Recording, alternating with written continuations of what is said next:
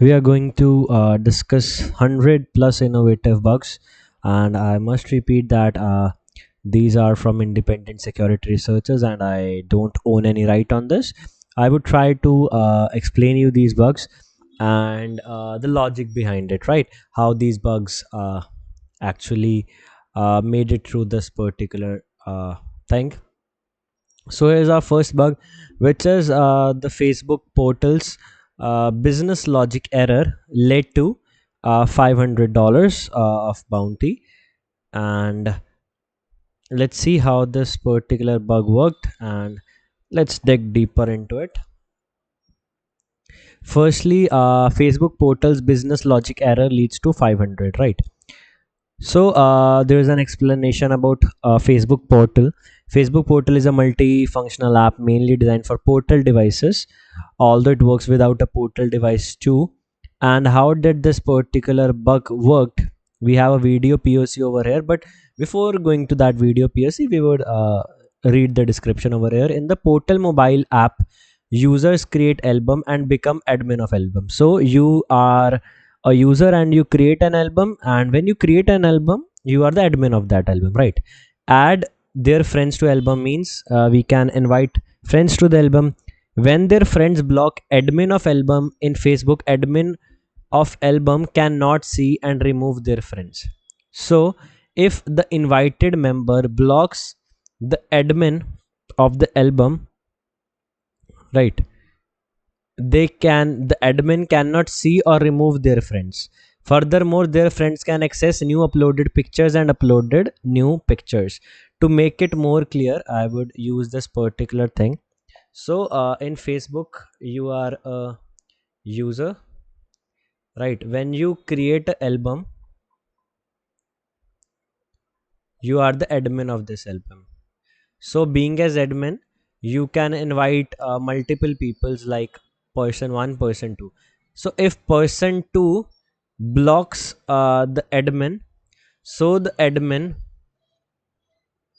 can't see this particular user, but this user can see the pictures uploaded in this particular album, making this a logic flaw, right?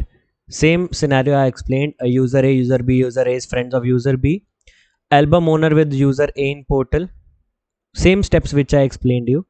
And this was a $500 bug, which was a business logic bug, and it was really interesting bug. It is a category of BAC. Basically it's known as broken access control. Broken access control, right? Here we need to identify what privileges a particular user has and try to break the logic over here. Now these are the kind of bugs no one can teach you. These are of your common sense. The second thing is open redirect due to scanning QR code via Brave browser. Now this looks interesting to me. Let's see.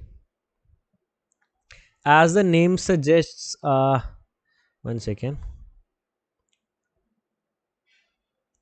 As the name suggests, it's related to Brave browser, and it's a hacker one report. And how does this particularly worked? That open the browser, then in your browser you can click on scan a QR code. Now this was a functionality of Brave browser. Scan the QR code in which there's a malicious link. This will automatically redirect you to the malicious site. So it's pretty simple to understand, and the bounty was 500. To further clarify it, here's your browser. Everyone knows that Brave is a browser, as we have a functionality in Google na, Google Lens. So Brave had a similar functionality of scanning. So we use Brave browser to scan a particular QR code which was malicious, and it has the link embedded of evil.com. So how does this particular thing should work? If you scan something through a trusted browser, the browser should give you a warning. Like if you would see on LinkedIn now, before redirecting to a website, LinkedIn gives you a warning. So there should be a warning that you are getting redirected to a third party website. but in this case there was no warning, and on scanning that QR code, you are getting redirected to evil.com, and it was a bug of $500. Pretty simple, right? Moving on. Homograph attack bypass. Now this looks interesting. The homograph attack, let me have an insight onto it. What's in here? All right, if we look at this, homograph tested on Linux and Windows. Now, to basically understand this, we need to first understand what is a homograph attack. Firstly, so in browser, add homepage with IDN @ebay.com. All right. Now close and open browser again. You can see it redirects to xn ebay7cd.com. Now this is not specifically a very high severity bug. It's basically a violation of design principles, and you need to go to the general settings, add homepage as ebay.com, and if it's getting redirected, so yeah, here's a video POC too. They would enter ebay.com. Over here it gets redirected to that particular server xn ebay, and it's not really a security issue, to be very honest, but it's fine, right? Moving on, if we see over here, Brave browser to Tor Windows leak users real IP to the external DNS server. Now there are a lot of bugs related to the Brave IPs, means the Brave browsers. We would have an insight onto it. Most of these are medium reports, the disclosed hacker ones. And over here, if you can see, open Wireshark, start capturing traffic. First you need to understand that Wireshark is a uh, it's like what we say, digital forensics tool, where we intercept the traffic and set wireless display filter to DNS. So there are two types of requests, the DNS, the HTTP. So if we turn this to DNS, then if we open Brave browser, that open new private window with Tor. Now Tor is an onion browser which hides your real IPs, right? Open the Tor window, navigate to tools, ites.org. In Wireshark you can see DNS request for tools sent you to your DNS server. If you would look over here, this is your tools.ilf, and this is Wireshark. And if you see over here, the IP source is getting leaked. The destination source IP is getting leaked from here. Even we are using Tor. That should not be exactly the case, right? So Tor is designed to what we say, it's designed to not leak your IPs. It makes up a multiple layers of protecting your IPs, right? Adding a bonus, because this is worse that initially thought, if the user is visiting onion URL in Tor windows, exactly what I explained. It's more sensitive because Tor is meant to be hiding your IP, and in this case it's not hiding the IP, right? These not specifically not are security bugs, because these are at the user controlled end. But for a particular service like Brave browser, they are looking at the customers safety, right? They look into customer safety a lot. That's why it is sensitive. Moving on to Tor viewer extension web service available on all interfaces. Now this sounds something new to me as well. Let me have a look at what exactly it is. So over here, when files are downloaded via the torrent viewer, a local web service is spun up that allow users to download files. Okay. So over here, disable local firewall if set block all external traffics. Load a torrent in a Brave browser. So torrents are used to download some files. If you might have looked into something. Ravi, my voice is coming nice and clear. If you can just type a yes. Okay. So if you might have used torrent, is download used for downloading movies and games. So we click on start download, hover over the save file button, perform an external port scan. So over here, if I make you aware about this thing, now it's really simple. How exactly it works is we are using a torrent server, and using this torrent server we are performing an external scan. Now for beginners it's really hard to understand, but if we perform an external port scan we can discover all the interfaces on what they are running and what they are not running. And yeah, it's pretty hard to understand at a beginner level, but okay. Over here is cross origin page stays focused before and after downloading. So what is cross origin resource sharing? The websites have certain things which restrict the people from copying their stuff, right? To get some endpoints protected. So CORS is that cross origin page stays focused before and after downloading. On this thing, what they are doing is they are basically trying to manipulate the cross origin pages. Here's the exploit.html file. Exactly what they are doing. Over here there is twitter.com. This is also based on Brave browser. And here there is twitter.com. They are replacing the Windows location with hello.jar file, which they have given over here. And it's a low severity bug, it's not really a high severity bug. And okay, download attributes allowing, okay, download attributes allow downloading local file. Now this would be of interest to you because the above discussed scenarios now are not generally generic. These are software based scenarios which we discussed above. They are not literally generic, so it's hard to understand. Over here it's again a Brave software. If you can see, the attribute download is a tag that allows download of files.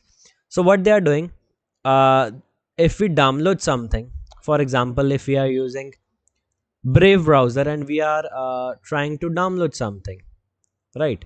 So if we try to modify that file, we can download the hc password file. Now what's hc password file? It's a critical file in Linux.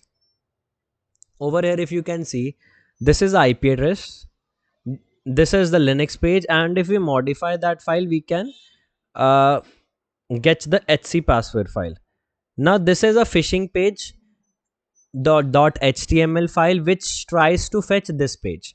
Now in this HTML file now, this command is loaded. As simple as that. These are the screenshots of the same things. See? So using phishing we can fetch the hc password file on Brave browsers. That's why it's categorized as low severity, because the attack complexity is very high. If it's a zero click fetching of this particular file, it might have been a P1, right? Because hc password is the most sensitive file on a Linux system, so the attack complexity was high. That's why it doesn't get categorized as a P1. Over here, modify in-flight data to payment provider smart to pay, right? Over here it's a highly business logic error, and you can see the bounty $7,500. I have found a vulnerability which allows attackers to generate Steam wallet balance. Firstly, you have to change your Steam account email to something like this. Then go to where you need to click to add funds, proceed to payment and select any payment which uses smart to pay payment method. Okay, click next steps. Now this is the request which was a post request where the currency was involved. A post request, you can see the merchant ID, the amount which is 2000, and a lot of things. For this request it would look like hash merchant ID amount. For example, we can change the original amount to 2. Here it was 2000, we changed it to 2000. After contacting it will be still 2000. Then we change email from this email to this email. Over here if you see clearly see this, here the email was bricks amount at the 100 abc at the rate the rest of the thing. Here they change to bricks and amount. Now if you clearly look at this, they added 100 amount extra. They didn't manipulated this parameter where the a was capital, but they manipulated the parameter where a is small. Now the request should look like this. Merchant id, they didn't manipulated this, they just used 2000, it would remain as 2000, but in the email they added amount of 100. Then just pay $1, you should get your money on Steam wallet, and there are some transaction made with this method.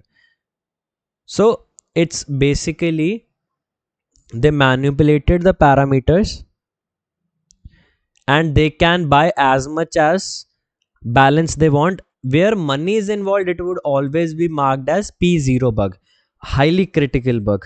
Because if he can make a payment of just $1 and get a lot of amounts in the Steam wallet, it would lead to monetary losses for the company. That's why such huge bounty was awarded for a single bug, right? That's why. Moving on, pixels that steal data. Now this looks interesting. Let's see this. A vulnerability which an attacker can obtain the information for all the users without their knowledge. He can steal his IP address, ISP, country name, city name, and a lot of things. This vulnerability can be found on the places where you have an option to uploading images using URL. Forums, discussion pages, comments. So go to IP logger, invisible, and generate a invisible image. All right. After that, link will be generated. Copy and clicked on logged IPs. Now upload the image two ways. Fetch image using web, means you need to give the IP logger URL. In that IP logger, fetch the image using image source. So there are two ways. So if you have a functionality like this where only the image is meant to be given, use this way. Direct link, if there is a blog post, use this particular thing. Image source, this is an invisible image to seal your IP. When this is created, now post it and wait for some time. As soon people will start looking your topic, you will get IP addresses, country name, city name, region, device info, and other details. So it's pretty simple. I don't know how much it is relevant on a bug bounty program, but because this is basically a phishing thing, so I don't know how much relevant it would be on a bug bounty program, but it's good for you to know, because this person haven't mentioned that whether he got a bounty for this or not, but it's a smart way of stealing information always. So over here it says UI manipulation, means user interface manipulation leads to unauthorized permission changes. Seems interesting. Let's see into this.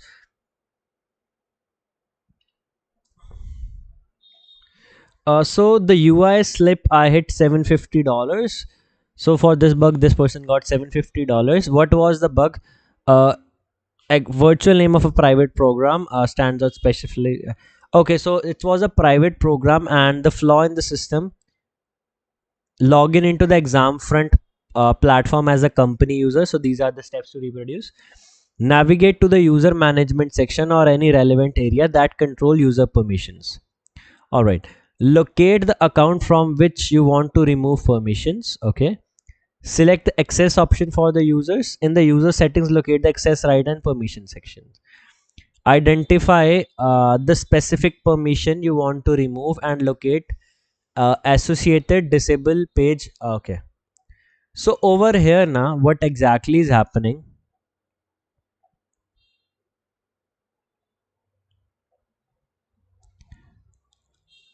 Okay.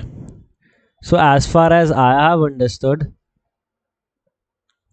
when we use the inspect element now, this person used the inspect element to remove the disable page for targeted access right by modifying UI code or altering. Now you are able to see the select button.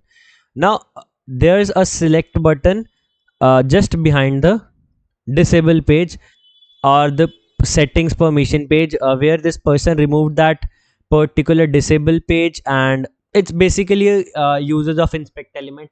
Now the screenshots are not enough for me to understand that how exactly the page looked, but as far as I know that there would be a watermark in front of it. That person cleared the watermark, and in the back of that there would be uh, some sort of links to do that. Over here there is email verification bypass, allow users to add or verify any email as guardians. Now these kinds of bugs are highly sensitive. So this bug belongs to Khan Academy. Now the steps of reproduction are over here. Go to Khan Academy, sign up. Sign up as learner keeping date of birth below 13 years. Now keep victim's email as parents email. Okay. For example, here I'm keeping info at the rate Khan Academy org as parents email and click on sign up. Now you will see the following message. Your parent or guardian must approve your account. It will be delete or it will be deleted in 7 days. Right. Now go to Khan Academy settings or and update your email to temporary email or any email of your access. All right. So if you first logged in and your parent or guardian must approve this account, but you went to this particular settings account page and you basically changed your mail. All right. When you changed your mail, now you will receive a email verification in your temporary email. You have to access, but don't click on the email. Now again change the email to info.khanacademy.org, which was entered as a parent account. See, which was entered as a parent account. Now open the verification email received in your temporary email account in incognito tab and refresh your child's account. We have successfully tied info@academy as a parent account with email verification.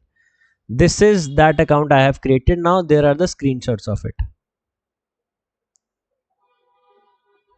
You should choose your age as less and connected email, right?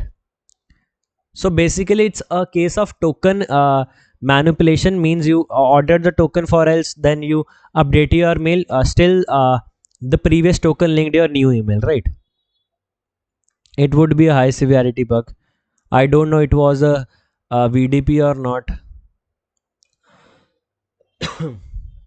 Yeah, so that was the case over here. Very interesting bug, to be honest. Over here, improper authentication. Any user can log in as another user with OTP logout, OTP login. Let's see into this.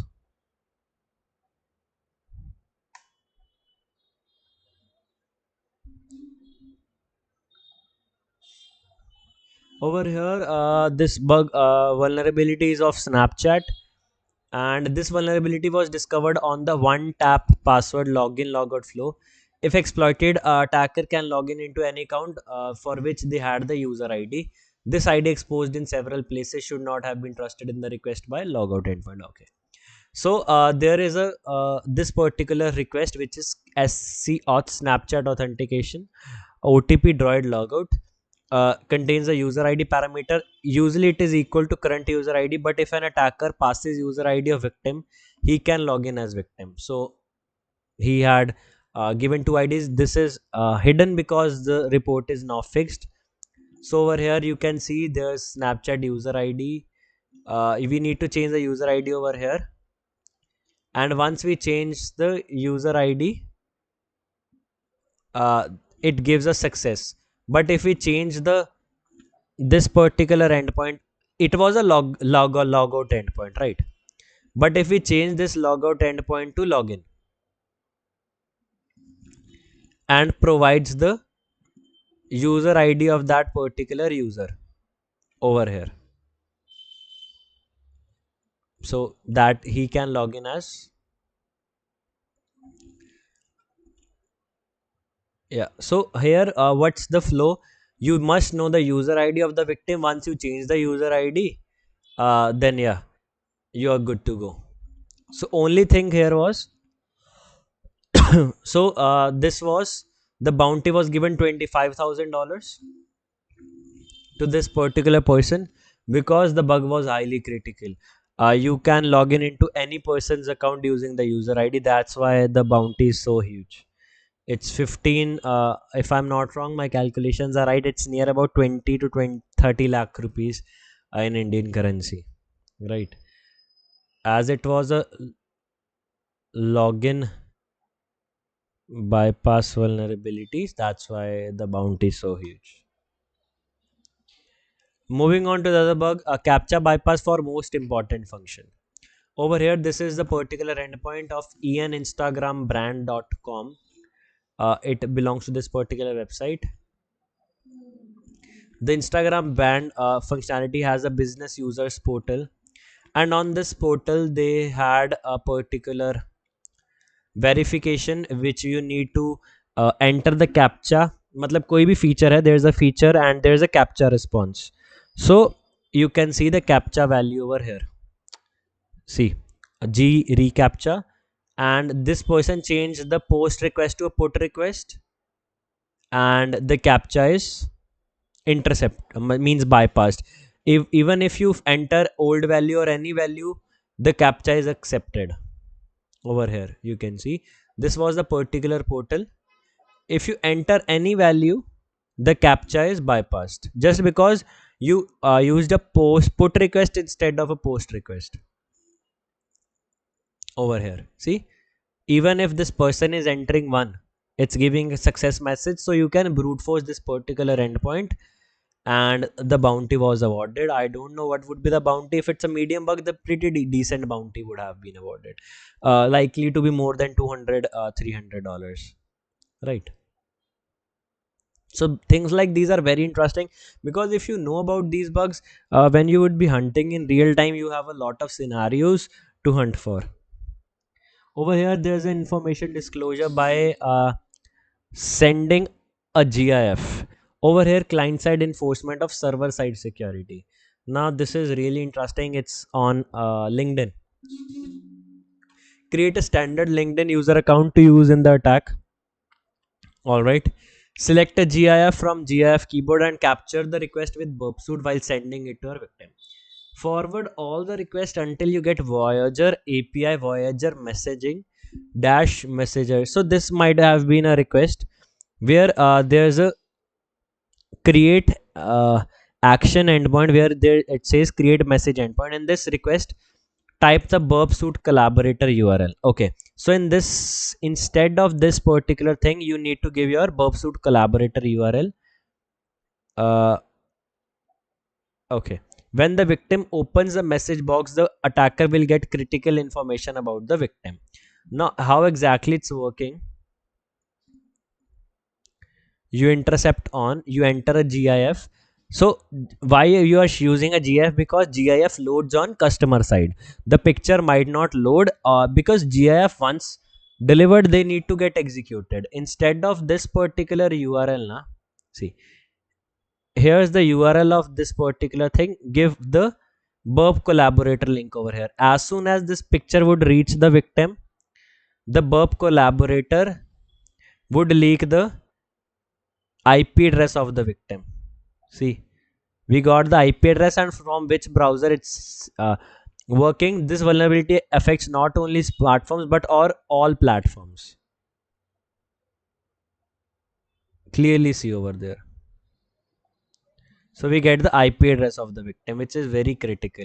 Here are the video POCs, and if you see into this, it's a SSRF GIF, then capturing the request. Instead of this particular URL, uh, the URL is given of the burp collaborator, and as the person opens this particular image, we got the IP address of the victim. And once we got the IP address of the victim, see, we got the which OS it's running.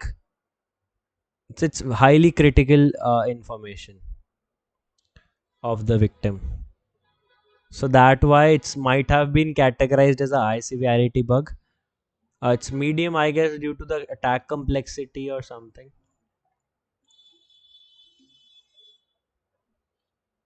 But obvious he would have been getting a bounty or something like that. Huh. Exactly why I was saying it might have been gone on high, because you can see the integrity and availability is none. Confidentiality is low, because if there is some sort of PII leakage, then it might have been a high severity bug. But in this case, only IP address is getting leaked, so that's why it's categorized under the medium severity. So when the assessment of the severity is done, there are a lot of factors which play a very important role on to determining that how exactly thing would be categorized, and what are the prominent factors which we need to look in before categorizing the severity. If by any chance some other sort of PI is getting leaked which is highly critical, it might have been a high. Moving to the 15th, attacker is access the commit title which team member comments are meant to be private. So it's again a BS issue, the broken access control issue. Sorry. Over here, if we see, attacker is able to access title, commit title, team member comments, which should be private. So over here, to reproduce, we need two accounts: victim@gmail.com, attacker@gmail.com. Create a project from account victim@gmail.com and choose the permissions like this: only project members, right? Note that project visibility should be internal, because we have chosen this as only project members. Go to the profile from of victim from attacker@gmail.com and subscribe to all the events like this. We subscribe to all the events. From victim amount, comment on any commit. You should receive its notification on attacker@gmail.com. We commented on any commit and we received a notification on attacker@gmail.com. As you can see, the message of the commit team members who commented, what the comment was: everything is available to the email received. This shouldn't be sent by email because of the settings of the repository. Now, what exactly happened? The attacker only subscribed to that particular repository. He was not an internal member. But once the attacker got a mail, this is highly sensitive issue, because the internal repositories are not meant to be seen by an attacker, and the bounty would be great. I guess they haven't disclosed the bounty amount, but if it's GitLab, the bounty would be above $1,000 for sure. Abusing report as abuse to delete any user's post. Now this thing looks great to me. How exactly it's great? As the name suggests specifically. So we usually go on to some things where we have a post, and we can flag that post, that this post is not good. And over here there's a similar scenario: login with attacker credentials and victim credentials in incognito mode of browser. Post something through victim's account on his own wall, means like a social media post.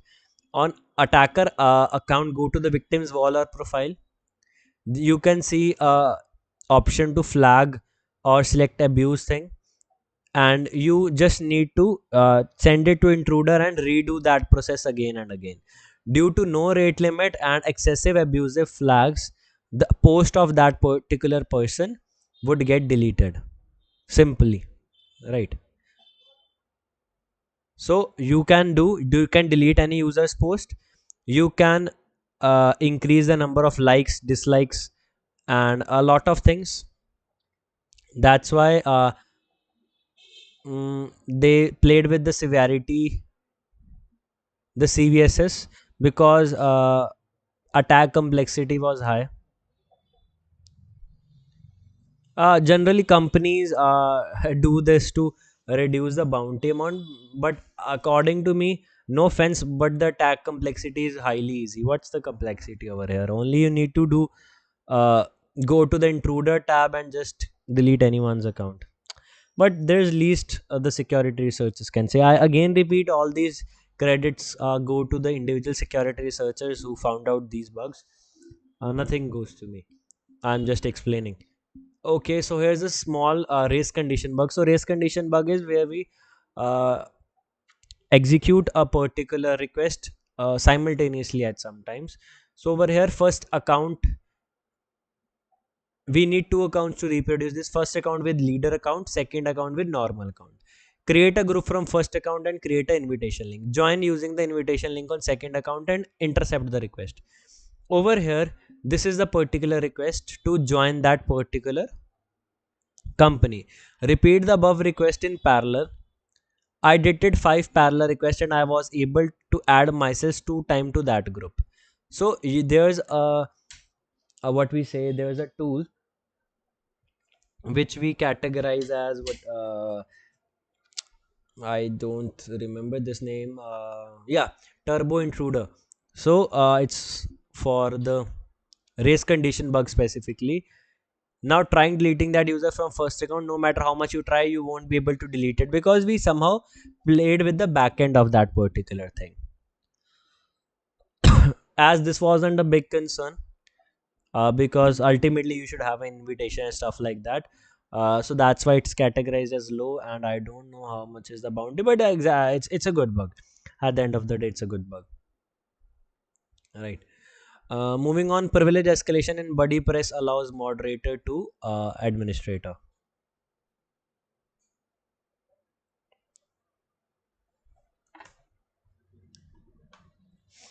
Over here, if we look at this, it's of medium severity. Buddy press scores allow, so you need to create two accounts. In account A, create group ABC with this two users.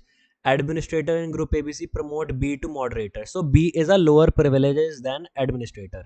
In account B, create own group without account A. Okay, only account B. So in A's account, you need to create a group ABC with A and B both as the members, where B is a moderator.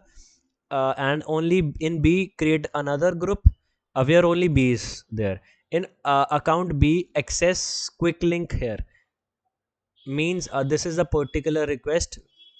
Change your B's group. Here the let me see the video POC because the like it's not really clear. The instructions weren't so much clear. Okay, so I guess this is the B's account where, okay, this is the A's account where there's a moderator access, and this is the B's account where A doesn't exist. So this person went to members, right? After going to the members, he might have clicked on edit or something. Edit. You can change the role to moderator. You are changing your own role to moderator, and this is the particular request. It says action demote.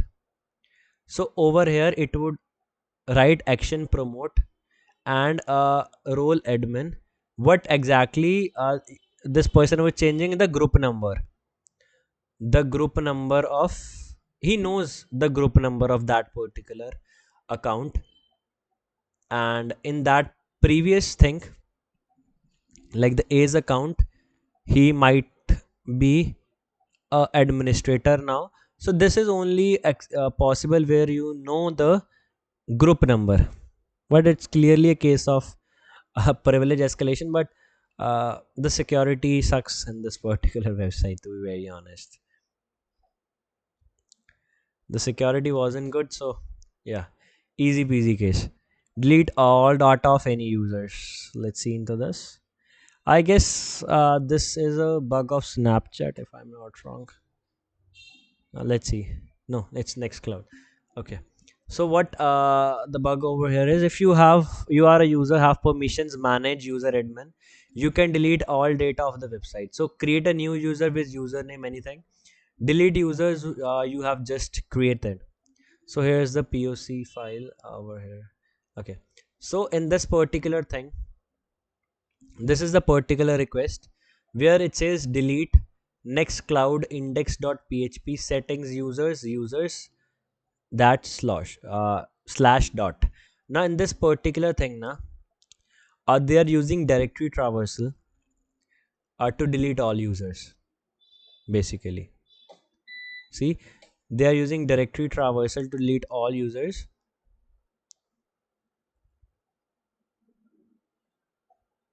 and its severity is low, I guess, due to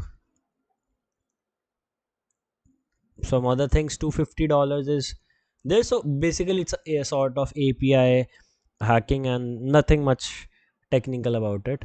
Bypass OTP verification when placing orders. So here's as the OTP verification bypass. It might be due to response manipulation, rate limits. Let's see how exactly is this innovative. Okay, it's it's of no rating. I don't know why. It's categorized as a low severity. Strange.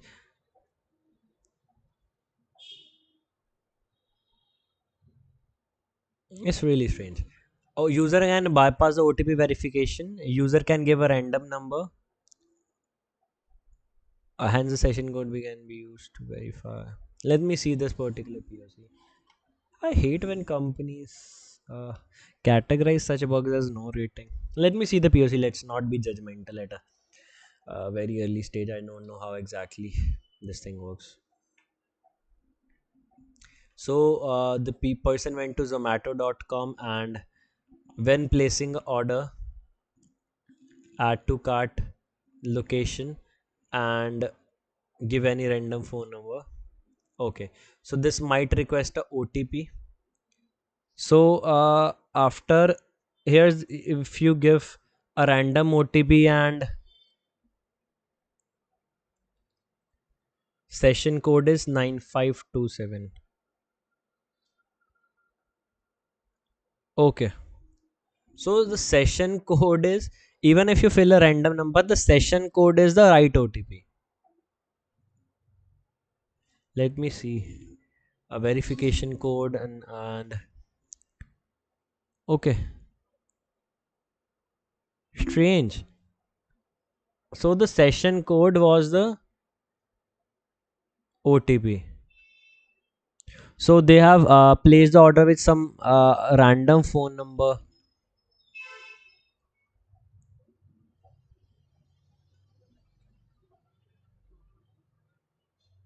Okay, so I don't know why the company categorized as a no rating.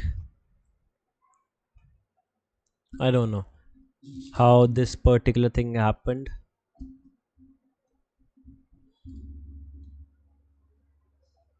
The triager name is literally interesting. Chicken tikka. What else we can expect? Thank you. But it was a clear OTP bypass. And kudos to the developer for making such secure implementations. So leveraging exif tool to modify file metadata and inject accesses. So as far as I can understand, we are using a exif tool to modify the metadata of a particular file, and uh, we are trying it to get an accesses. So they're telling us how to use exif tool. So what you need to do is you need to add this comment as script alert accesses script tag close uh, in a particular picture. The picture could be anything. If you manage to upload the file, it should run the payload in the metadata. Here's a proof of its working. So if you have a comment section, so you need to add a comment on that particular image. You upload the image, and if you open that image, you can clearly see the XSSOs over here. So it's a really simple case. I knew it. Then uncovering a vulnerability in intercom widget. It's really simple. You just need to change the email in the intercom widget chat configuration. It's for the support panels. Many of you might know this. I won't waste time on this. You can search about it. It was really simple. Over here, email verification link can be used as a password reset link. It's good. It might be of low severity because ultimately, if you have the access of the email, it hardly matters. I don't know. They might have given a low bounty. Okay, let's see. So over here, this is the particular. Over here there's a particular POC. The link look like something like this: binary.com step account verify token. So in this particular thing, you can, this is the link, and remove step is equal to account from the URL. You will see once you enter the email you can change password. So you just need to clear this and you can change the password. But exactly as I discussed, if you have the access of the email, if you have the verification token with you, so it hardly matters. But it would be a low severity bug, because this person says, what if attacker is able to put his hands on verification URL? Low severity क्या होगा guys, because no sense. Unauthenticated store accesses in API. Okay, it's interesting. So first, stored accesses, if you enter a accesses endpoint, it's getting stored onto the backend and you can get your hands onto it somehow. It's really cool. So when reporting bugs, na, try to be reasonably cool to understand that whether it's sensitive or not. Over here, this is the particular endpoint, and how exactly this thing is working. There might be a comment section. Okay, there might be a comment section, and a report is attached over here.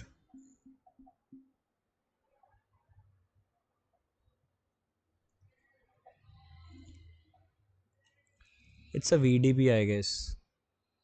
So what they did is, he posted a particular funny emoji over here. Then this is the particular decoded payload, but he encoded this payload using URL encoding, and it's not eligible for bounty. I don't know why. it's it's above my head. It's a full, it could be uh obvious, it could be escalated to a full account takeover. I don't know. But here the trick was, he used this payload and he encoded this payload so that the WAF didn't blocked it. As simple as that. Over here, talk pal vulnerability disclosure. Let's see what's this. I guess we would be able to cover 5 more in the meantime. But let's see how many more we can do. All right. Over here, it's a AI language teacher. The trick will allow you to get a free membership, probably if they don't patch for another 2, while where it normally costs $12 a month. So what exactly the bug over here is? It says create an account to read full story. Let me shift to my, okay, it's a member only story. Let me sign up using my Google account if it shows, because some stories and posts are uh, limited to the premium accounts. I don't have a premium though.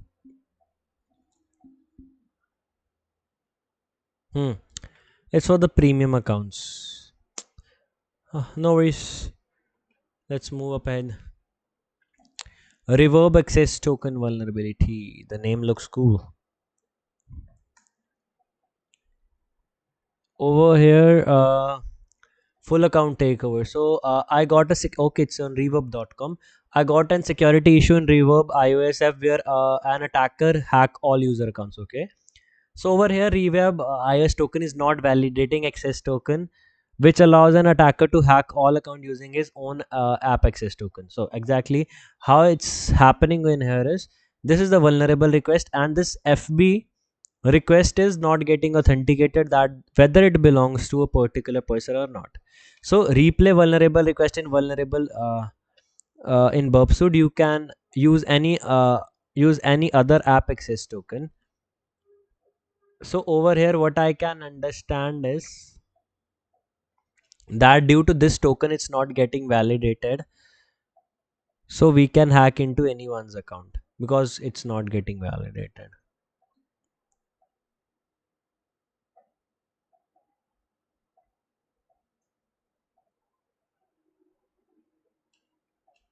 Let me see how it was working. Because reading this textual documents now don't give you full clarity on how things worked. So I always prefer seeing the video POC. If we see this video POC, this is a particular request over here where the FB token is not getting. See, this FB token is not getting authenticated. So if we send this to repeater and we change this FB token.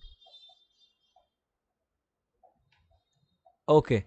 So it's okay, it's giving any random access token from developers Facebook app ID users. Okay. This was I wasn't getting that. How exactly they would generate token?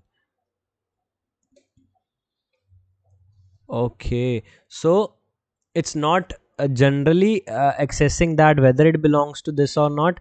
So you can see it fetch the data of any other user.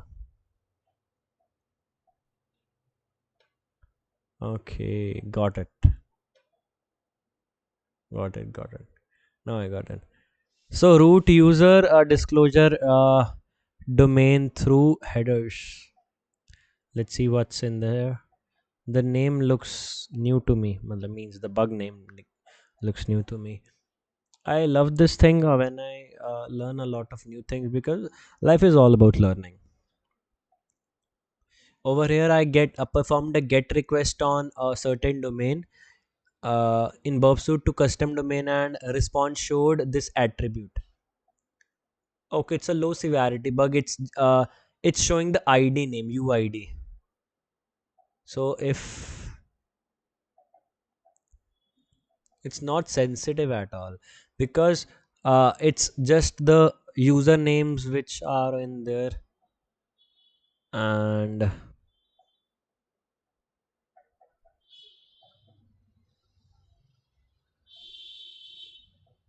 use burp suit and this particular thing is getting leaked.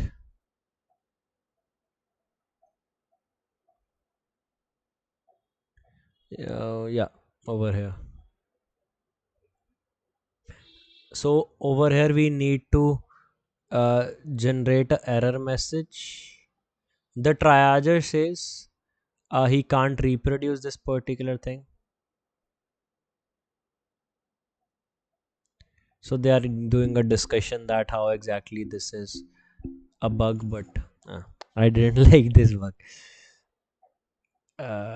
When I report these kinds of bugs, na, they get closed as an. This is SSRF bug where just change the upload type from file to URL, and in that URL you need to give a, according to my thing, you need to give a SSRF URL, upload from URL. Okay, if it uploads from URL you can get a SSRF. hmm. Easy.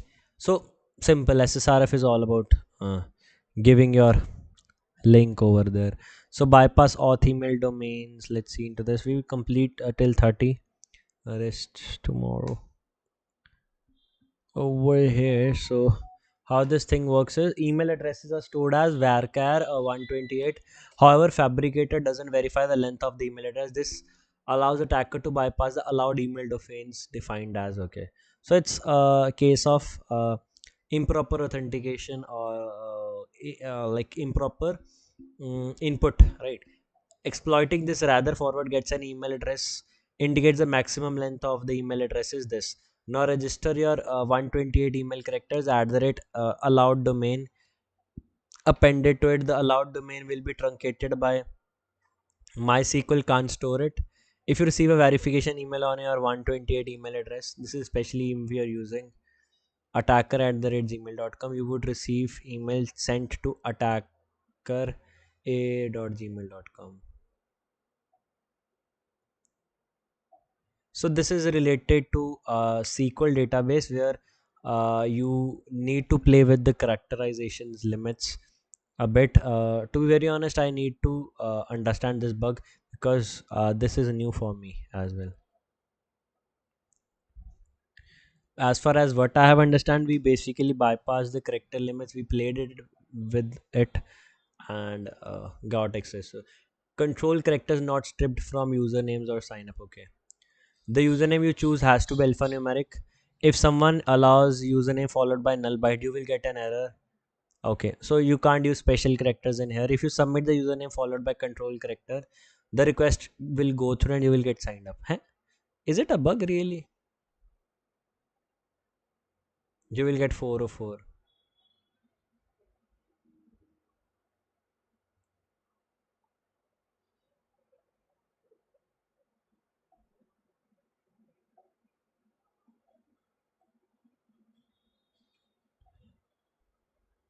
So it's a case of improper input authorization where you can sign up as a percentage zero a. Yeah, but still the mail would go to your account.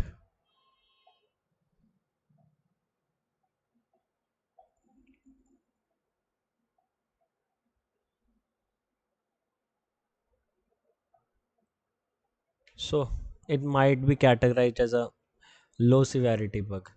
Uh, it can't be escalated from this state. So yeah, that's all. Hope you like today's class. All right.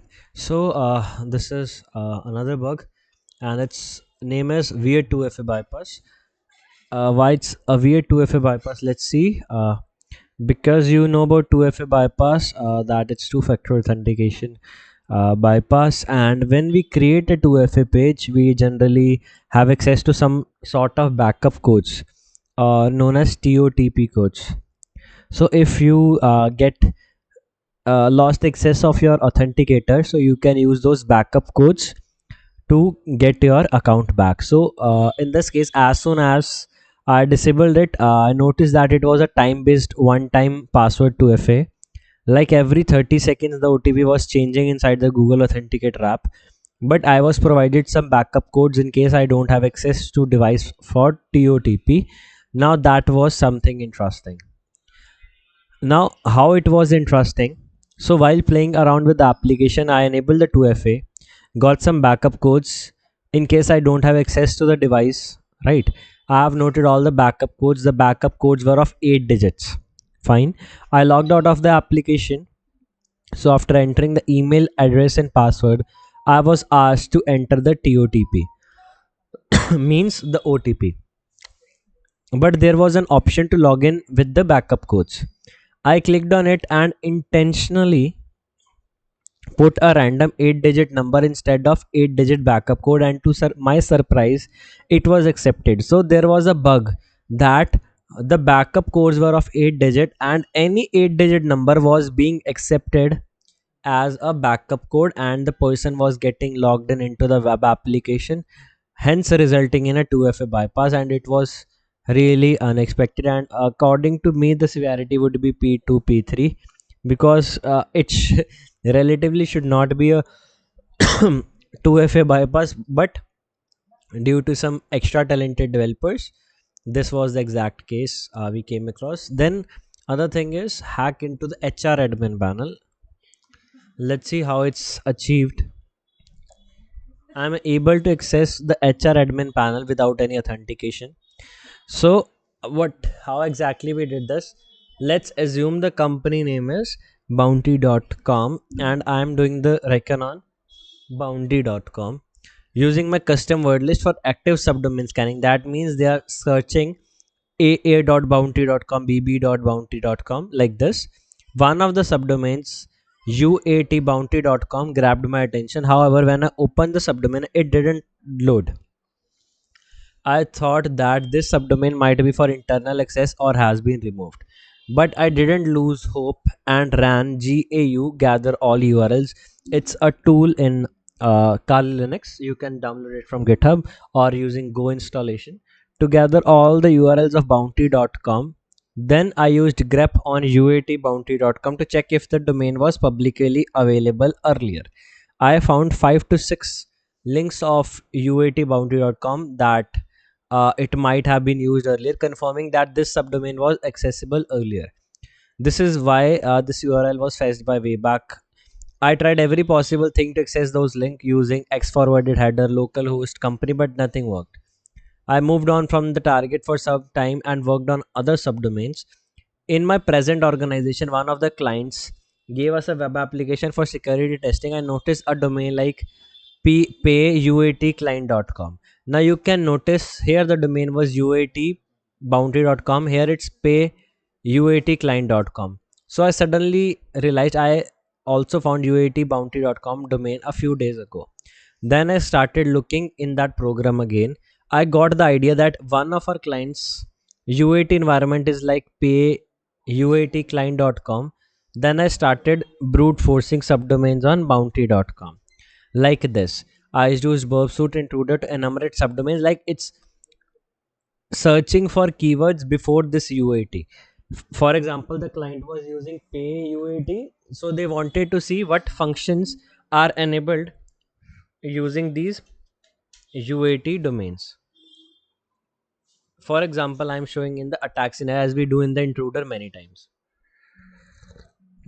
So after running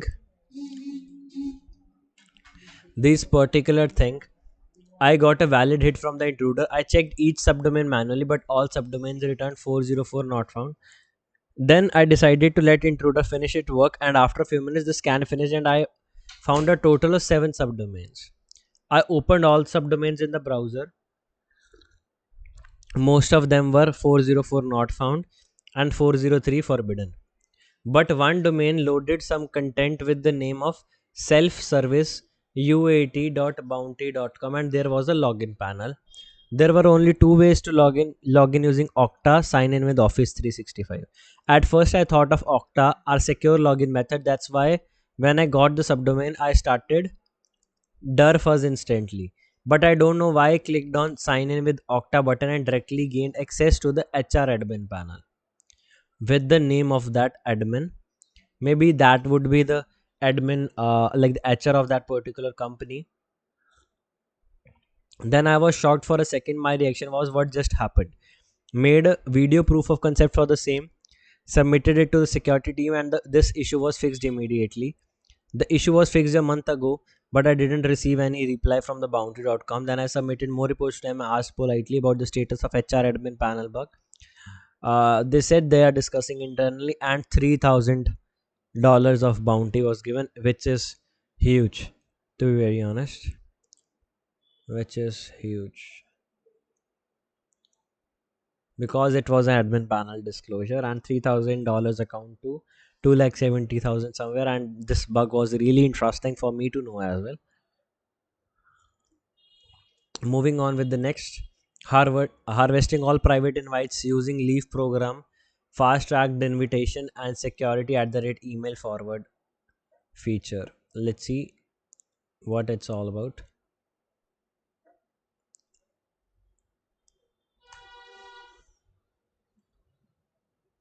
I found a way that it is possible to harvest all private HackerOne invitations using the Leaf program. Okay, so it can harvest all the HackerOne private program using the Leaf program function together with the security at the rate email forwarding feature without any user interaction.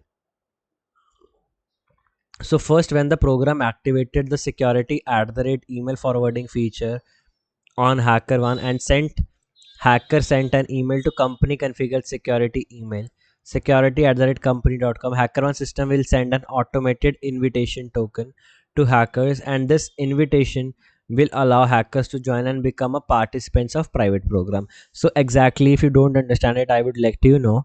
So earlier when we mail to security at the rate, let's say abc.com, if there is a program of abc.com on HackerOne, the HackerOne sends you a invitation. HackerOne sends you an invitation of that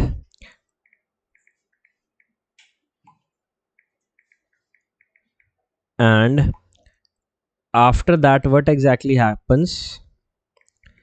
We can harvest the private programs of HackerOne.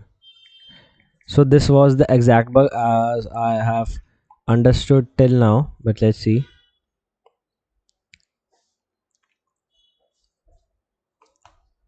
uh, like this, you are receiving this message from this. So now hackers can choose to leave program in exchange of another automated invite. When the hacker filled up the leave program survey using the new leave program functionality, so when you leave a particular program na, you need to enter that why you are entering this particular thing. So the bug is starting from there only.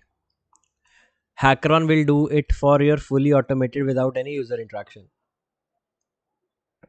So here is the flow how exactly we need to do that. First, you have to find program with security at the rate email forwarding enabled on HackerOne. Fine. After then, this is easy. Just go HackerOne, bug bounty programs, click all the programs and send a test email to their declared security at the rate email on their public page. Fine. If you received an email invitation to submit your bug, that means security at the rate is activated for the private program.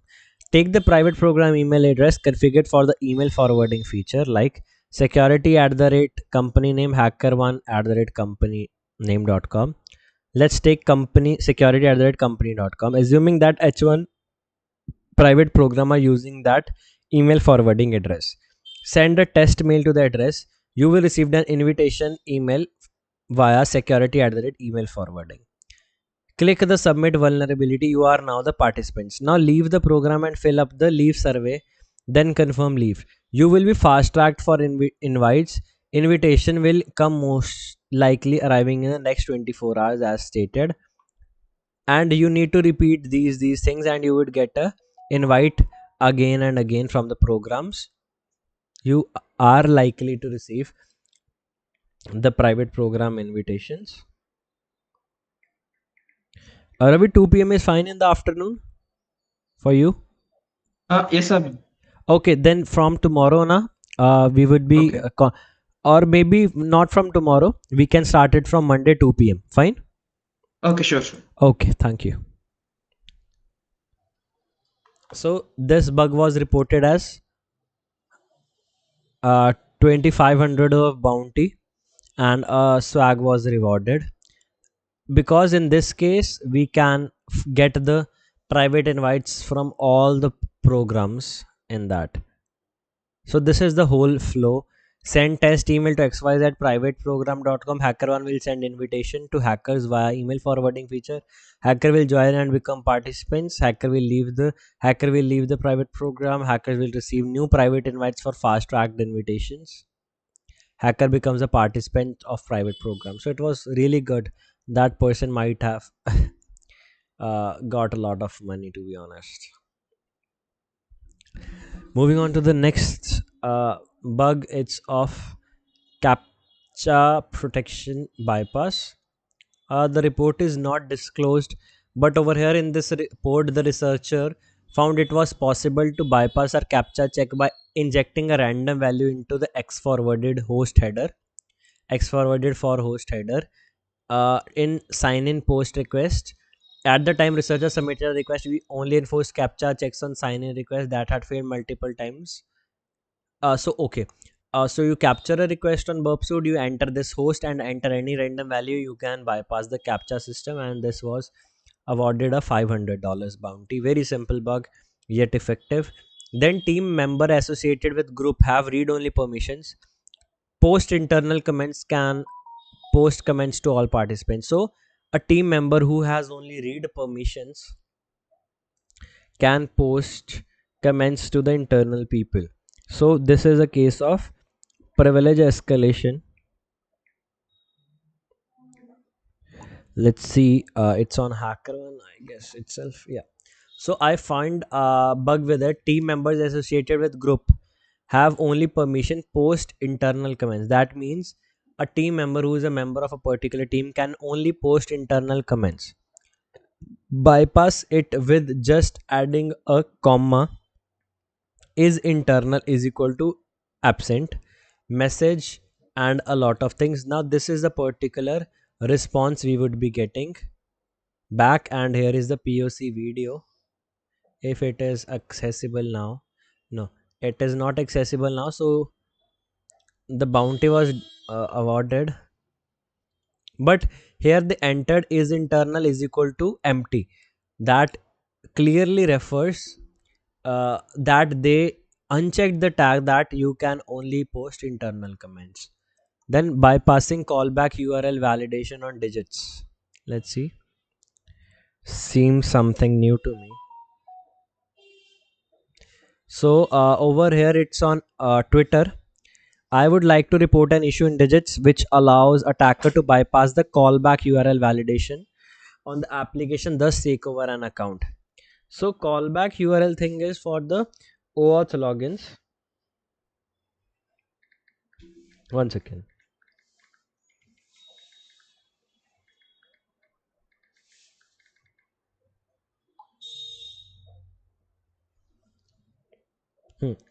So callback URL is for the OAuth things, and the person was able to do account takeover using this. How exactly? Digits is a part of Fabric SDK which offers phone based sign in. It also provides web login flow in the web based things. And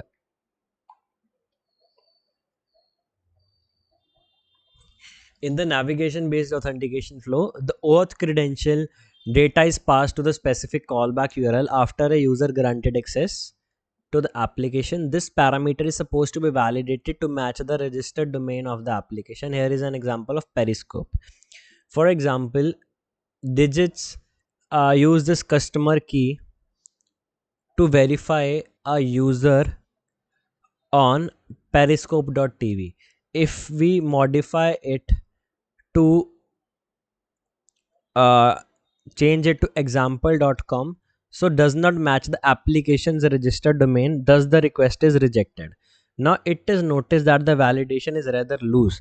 For example, it parses the URL and compares only the host name part. In other words, the URL with authority part is allowed, means any URL with HTTP is allowed. For example, whatever at the rate www.periscope.tv, it is still a solid validation because the hostname part is correctly handled.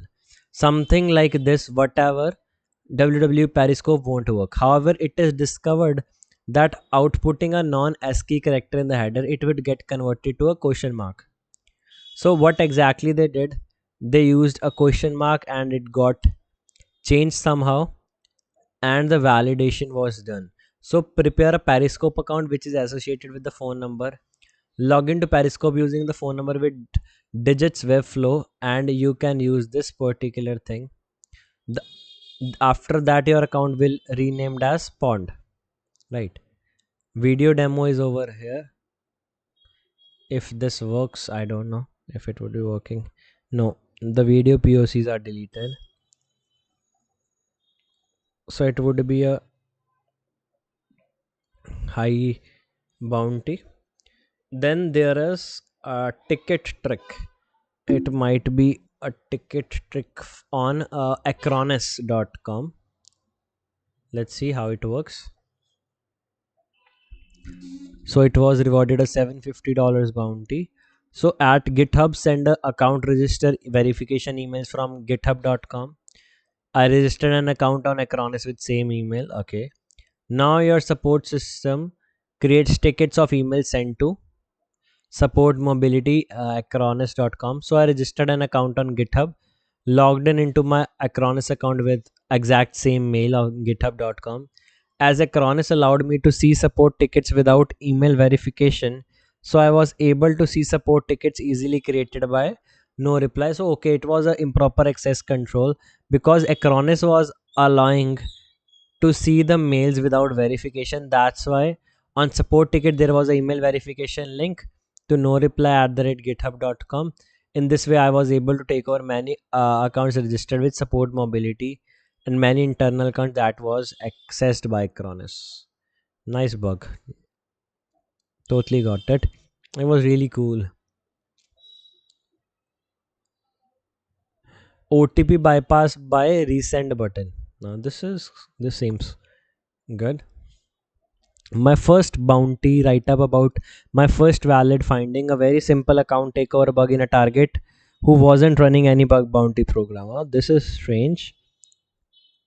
uh, so what exactly they did: two accounts of the target, attacker and victim. Then target has a login option. Users can log in with both by entering a password or a OTP. Assume that the attacker and victim have created their accounts on the target. Fine.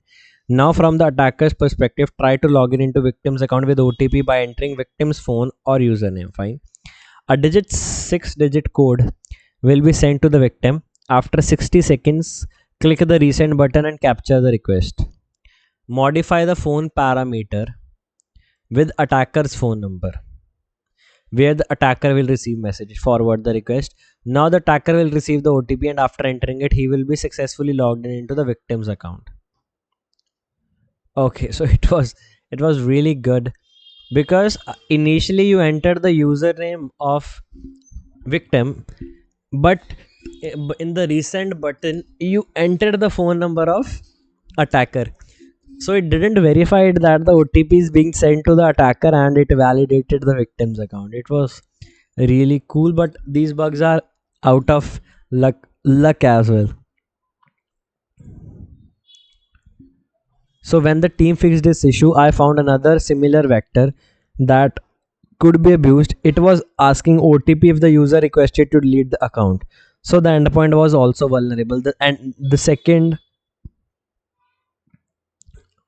program, like the functionality was also vulnerable to these particular thing. And yeah, that was good. It was good. 2FA bypass on Netflix. Oh, good. Let's see. So over here, first let's confirm your identity, email, a code, confirm payment details. During my participation in Netflix bug bounty program, I discovered a vulnerability that allowed to bypass their multi-factor authentication implemented on change email endpoint. This was possible due to this was possible due to the existence of alternative methods for changing the email address that didn't require completing the multi-factor authentication process. This finding was rated as P3 on Bugcrowd. And how exactly it worked: when logging into your Netflix account, you can update your email address at this URI. Upon visiting this link, you will be redirected to the MFA endpoint. Fine, which requires your identity verification before you make any changes. Verification option includes receiving a code via email, phone number, or providing the credit card number associated with your account. This means if you can manage to steal someone's credentials, you can still need to complete the MFA process to change the email address and take over the account completely. Some common MFA to FA bypass techniques include the following: response manipulation, direct request to the endpoint, missing 2FA code integrity validation, lack of brute force protection, rate limiting, 2FA code leakage and response. So none of these worked in this case due to the reason I considered the MFA endpoint secured at the stage of testing. But in this blog, I present a finding where an alternative endpoint, extra member, create credentials on Netflix lagged multi-factor authentication. So there might be a endpoint where we can add an extra member and we can create credentials for him or her lagged the security over here. So what exactly we need to do is navigate to Netflix your account and select change email. You will encounter MFA page. To bypass this, visit netflix.com extra member, create credentials, complete the form using the new email address and password, then click next. You will be redirected to netflix.com and add your email address, password. You will be updated without requiring MFA. Okay, so say they use this endpoint to bypass the multi-factor authentication. So Netflix offers certain features to specific countries. I created some automation to go on Netflix help center pages. One page caught my attention extra member at the time of testing. Okay, so this feature was not enabled on all the versions of Netflix. It was enabled in some countries. Okay, this person did a very thorough study on Netflix. It means that in order to get access to that functionality, you need to register from one of those countries and pay for subscription. It was a really cool finding. To test it, I tried with IP addresses from all these three countries. To proceed with paying the subscription for some countries, it's also possible to buy gift cards from third party websites and use them during the payment process in Netflix. However, in this case, for these three countries, I didn't find a way to buy any gift card. Eventually, I gave up trying to pay for the subscription as none of the payment methods worked. While being engaged in bug bounty program, I believe it would be beneficial if you subscribe for the company's newsroom so you can receive news about the recent changes and introduction to new features. In Netflix case, I noticed that the following article was released on this date, that there is an update to this particular feature. So over the last year, we have been exploring different approaches to address this issue in Latin America.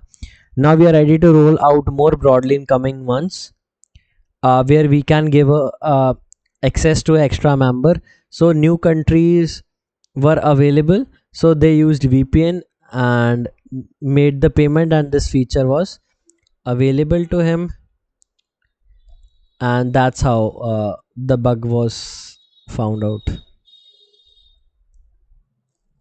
It was really good finding. The person really did a great job, and I would see what would be the bounty. This person didn't disclose the bounty, but it's fine. The finding was great. Admin panel bypass by using the remove user agent. In this story, I am explaining a vulnerability that I reported to the program in HackerOne. Okay, so what exactly they did? The target is a private program, so I can't disclose anything, and it has an admin panel which secured with a zero auth proxy panel. I don't know how is that thing works exactly, but for non-authenticated users, here is what you see when you visit admin.target.com. So you need to click on sign in with Google. The proxy somehow recognizes the unauthenticated user, then requiring the user to log in with Google. I knew that's a proxy panel. You may find yourself logged in if you bypass the page that requires you to log in with Google. So what exactly this person did is, there was this particular user agent. From here, he removed this user agent. This HTTP request actually sends a multiple HTTP request by one request, which contain two responses at one time. There's nothing wrong with that, and it's a HTTP feature. The HTTP request was actually made in two, but I converted into one by one. Where you can see, you may say what a trash request, especially if you know that that's not correct way of exploit HTTP request smuggling. So I reported the vulnerability to the program. Review the program policy. If you reach a normal, one second. Hello. Hello. हाँ जी अंकुर भैया, मैं ना meeting सी तभी मैं कट्टिया सी.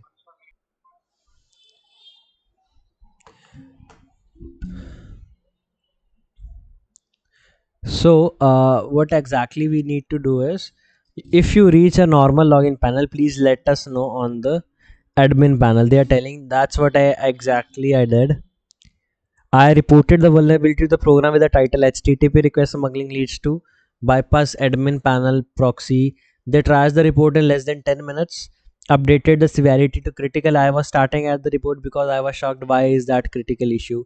Then one of the program triagers responded, told me actually if I was logged in the normal admin panel with my normal user credentials that I created on target.com for my own account, I was able to act as admin by logging into the admin panel. I was able to modify everything for the website. That's why the updated the severity to critical, and the bounty was $5,000, $3 to $5,000. After a minute later, they told me actually the admin panel is actually not bypassed because my junk HTTP request, the admin panel is bypassed because I didn't use any user agent HTTP headers. The HTTP request I used as POC is totally different thing. Actually, the attacker is able to bypass the proxy panel by only removing the user agent header. So like the developer was high on weed. So yeah, exactly, that's how it happened. And you should see the normal website login panel in admin login endpoint, and also remove the proxy login. The vulnerability resolved and 4-digit bounty was awarded in only 1 hour. This person earned lakhs of rupees in just 5-10 minutes. The program was awesome and they really appreciated me. I appreciated my friend for suggesting me to learn HTTP request smuggling, and yeah, it was good. Like kudos to these people who find these bugs, and I am able to explain that uh, to many of you guys. So yeah, really kudos to the guys. Oh, use inspect element to access admin page. uh, so that person was testing a website. I was aiming to find interesting directories to access the admin panel. I used FFF for this and accessed a directory called CMS but got forbidden, and I found the admin page. Again, I used FFF to bypass the admin login page and access the admin features. And I skipped login as CMS admin 5. This is the last page I came to. As you can see, I cannot access the page. It redirects me back to the login page, and but I couldn't get any results. I was about to give up after struggling for a bit. What would happen if I remove the middle box from the inspecting element? It would be easy if it worked, but I tried it anyway and it worked. I had to do was press inspect element in the back area and deleted the selected area. So just use inspect element to delete this. I was able to access the IT manager's conversation, change some admin properties. The point here is to try even things we think would be silly, but it would be good. This was easy, but yeah, innovative for sure. Rate limits leads to account takeover, might be a case of OTPs. So firstly, I found no rate limit or forgot password, but also they had email flooding in their out of scope section. I tried to brute force passwords to check the no rate limit on the login form. In the payload section, I added the correct password to validate the brute force attack. I started the attack in intruder but didn't get 200 on the correct password. I was getting 401 unauthorized on every respect. That means they were properly authenticating everything, and things like these totally get things on a difficult endpoint. The website gave an error and I was not able to log in into my account. Website was locking out the account after 10 failed attempts for approx 10-15 minutes. First, password brute forcing on login form leads to locking out victim from signing into the account. They directly said brute forcing is out of scope and closed this report.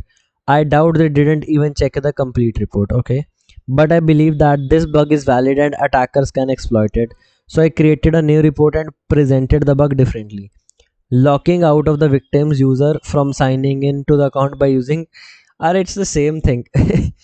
See, Ravi, how they manipulate the reports. Just change the words.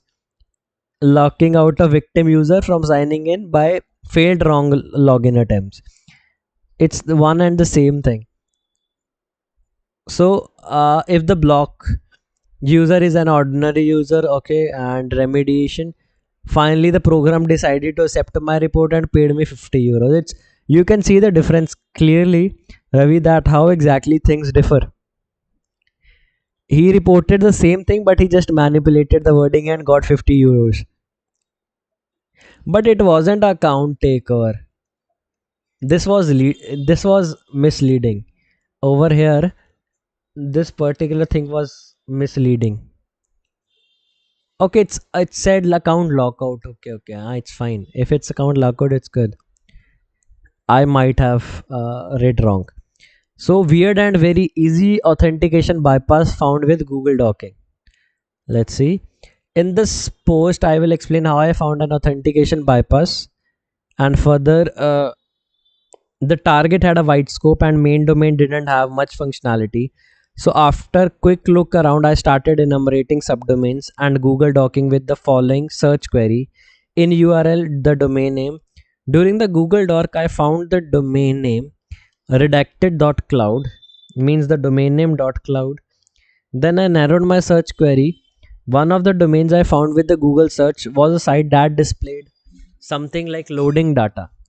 I noticed the site was written in React because of the well-known React favicon.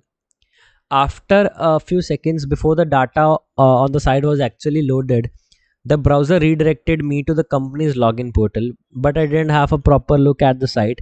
I decided to open it again in the new tab to have a proper look. To my surprise, this time all data loaded and I didn't get redirected to the login portal. I did not really understand why this behavior was happening, but after a little more trying, I concluded that all I had to do is to bypass the login was to open the site in a new tab. After the bypass, it's time to explore what's possible with this site. This site had a list of 1902 domains owned by the company, each with type business owner, technical owner, legal entity field. Via the site, it was possible to edit these fields, but it wasn't possible to delete, add, and edit domains. So you can edit the fields of type business owners. I decided to keep looking around to find out if any of these actions are possible. I opened Burpsuit and had the look at the requests that were made when I edited the type field of the domain. The domain of which I was editing the type was also sent in the request body. So try changing this to grumpynow.b. When I refreshed the page, the domain was presented in the list. The endpoint to edit add a row was update. So I tried the following endpoint: remove to try and delete my previously added row. Unfortunately, this didn't work, but I tried delete. This time it worked. The domain was now removed from the list. Via the site, I was able to download a list of all the domains, and one domain in the list was vulnerable for takeover. The authentication bypass submission was marked as high severity. Fixed within 24 hours, the entire site and API were taken offline. For those who are in, okay, I didn't receive any since the program did not pay any bounties. So companies do that. It's a hard fact. Account takeover through sign up functionality. Let's see in this. So I had two registered accounts and one unregistered account: victim at the rate gmail.com, attacker at the rate gmail.com, and this is unregistered for now. Account takeover through sign off functionality. Verification mails were not sending by the website, means they are not sending any verification mails. I filled all details such as first name, last name, password, confirm password, email with unregistered email, let's say abc at the rate gmail.com. So they entered a unregistered mail. They are trying to sign up using a unregistered mail. One second. Yep. Then I filled abc.com because on each keystroke of email input field, a function was sending a request just to check if the email is already registered or not. This is a common functionality to check if an email is registered or not. I also changed the response of checking emails request of registered email from false to true. Just to bypass, there was no success. Intercept the registrations request of abc.com and send to burpsuit repeater tab. So I changed the email from abc.com to victim at the rate gmail.com and forwarded the request. There was no success, means I was not able to register with already registered email. So they changed this email address to victim at the rate gmail.com. On the second time, I added %0a after the email address. So this is a null byte. If you are not properly configuring your database, this null byte would be treated as a new thing. So at this time, I got success to create an account with already registered account, and then I clicked to the web page. I got access to the victim's account. So this was the same thing: account takeover through password reset functionality. Go to the forgot password, Fill the attacker's email in the input field. Password reset was sent to the attacker's email. There was a link to reset the password in the mail. I visited that link and a page was opened for the reset password functionality. I filled the new password and confirm password input field. Intercept this request and change the email parameters value from attacker to victim. So it didn't verified exactly that whether it belongs to this particular thing. Then I visited the login page, filled the victim's email and recent change password, and was able to get the access.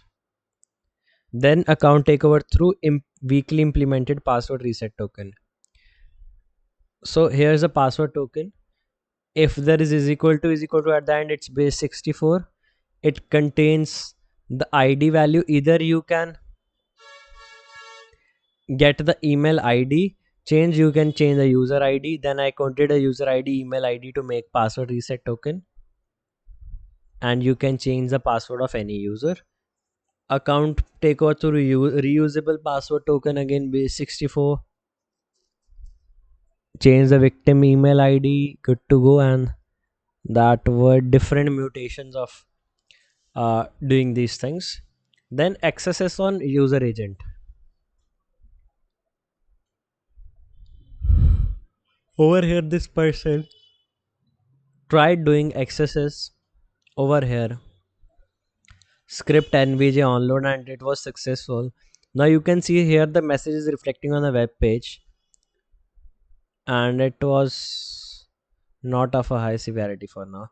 Bypassing the closing of the account and logged again to your account. Okay.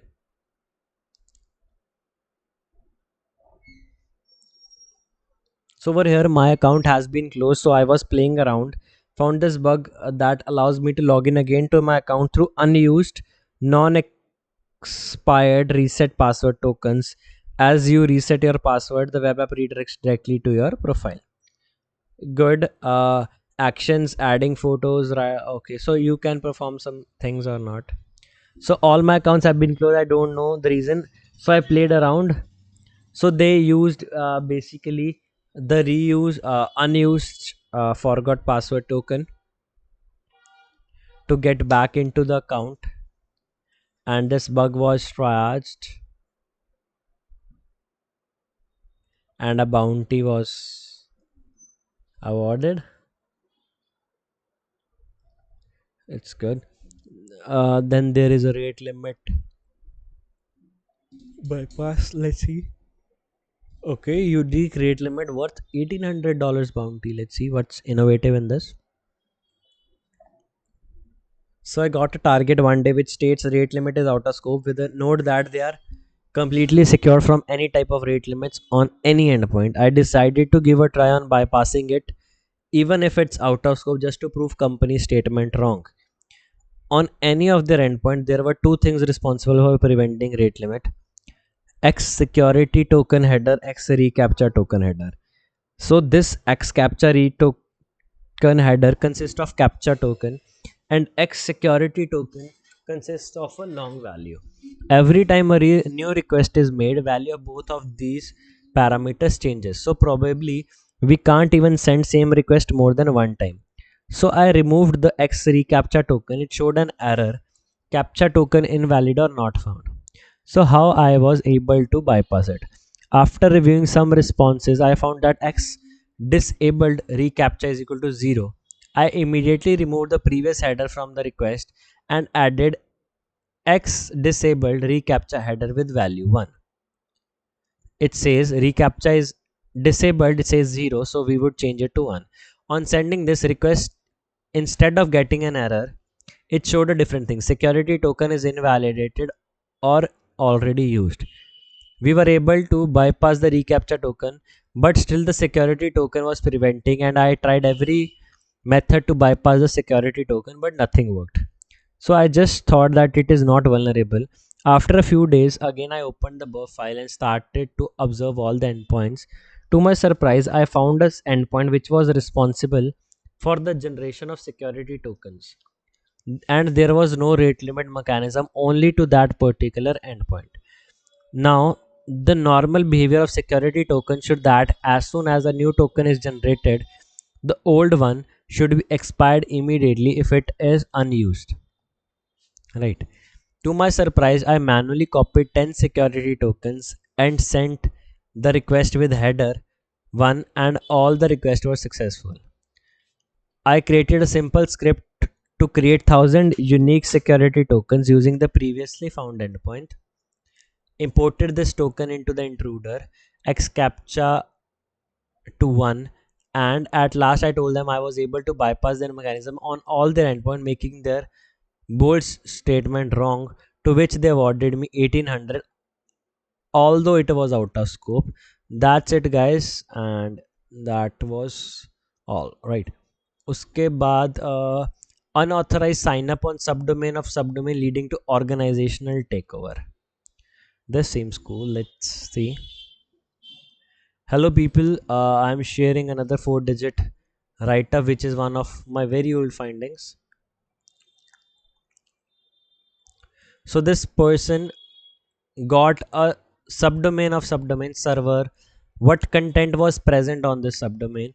This page contains a normal login page. Upon observing UI, I guess this is used to manage source codes and other things by directly giving access to the GitHub account. So maybe this login portal was meant for employees, or only employees are given credentials to access further.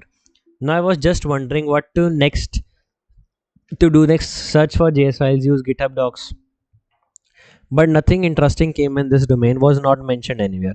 I observed that there is a URL which says sign in return, and tried to change the sign in to other things, register, get started, sign up, and other things. So showed me a sign up page asking for an email password.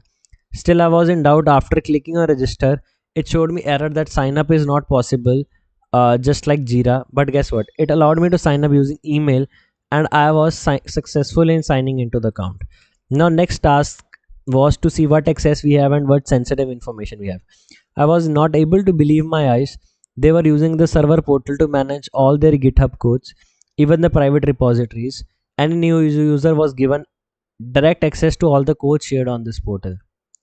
Now when I tried to access the same repo from the portal, then it was easily accessible, and I was able to see the credentials as well as the server secret files. The cloud credentials are over here, leading to full account takeover. All of their private repositories were accessible, all of their secret API keys and admin account credentials were visible.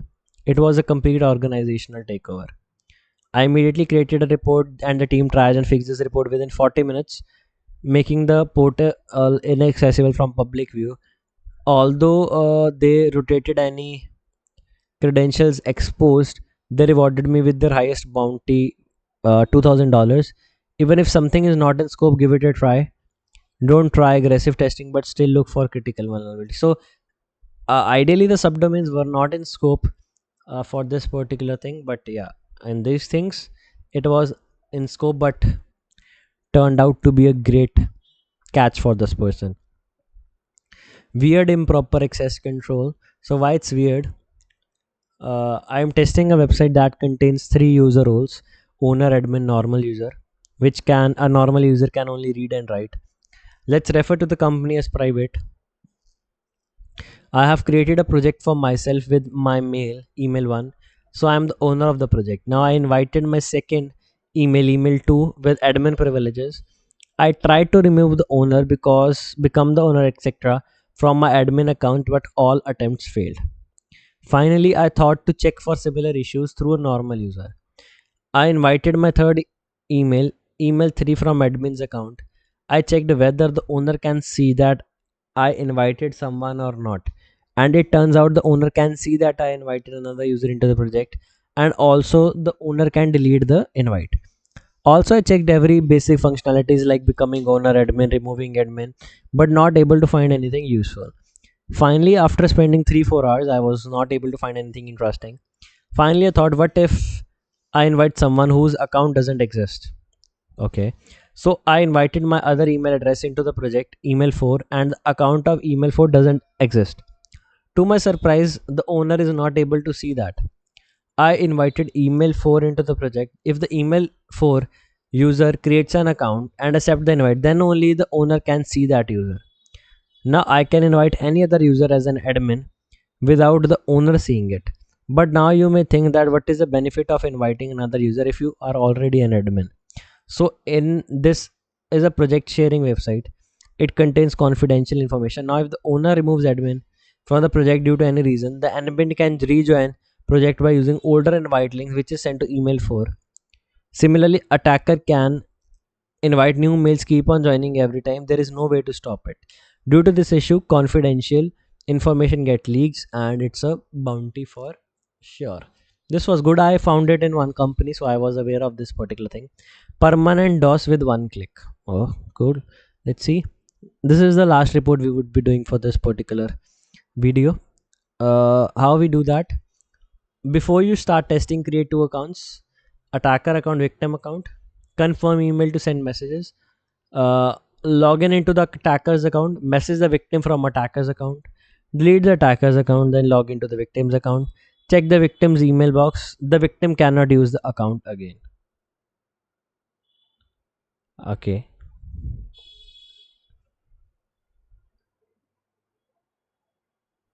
so here's a video POC of the same.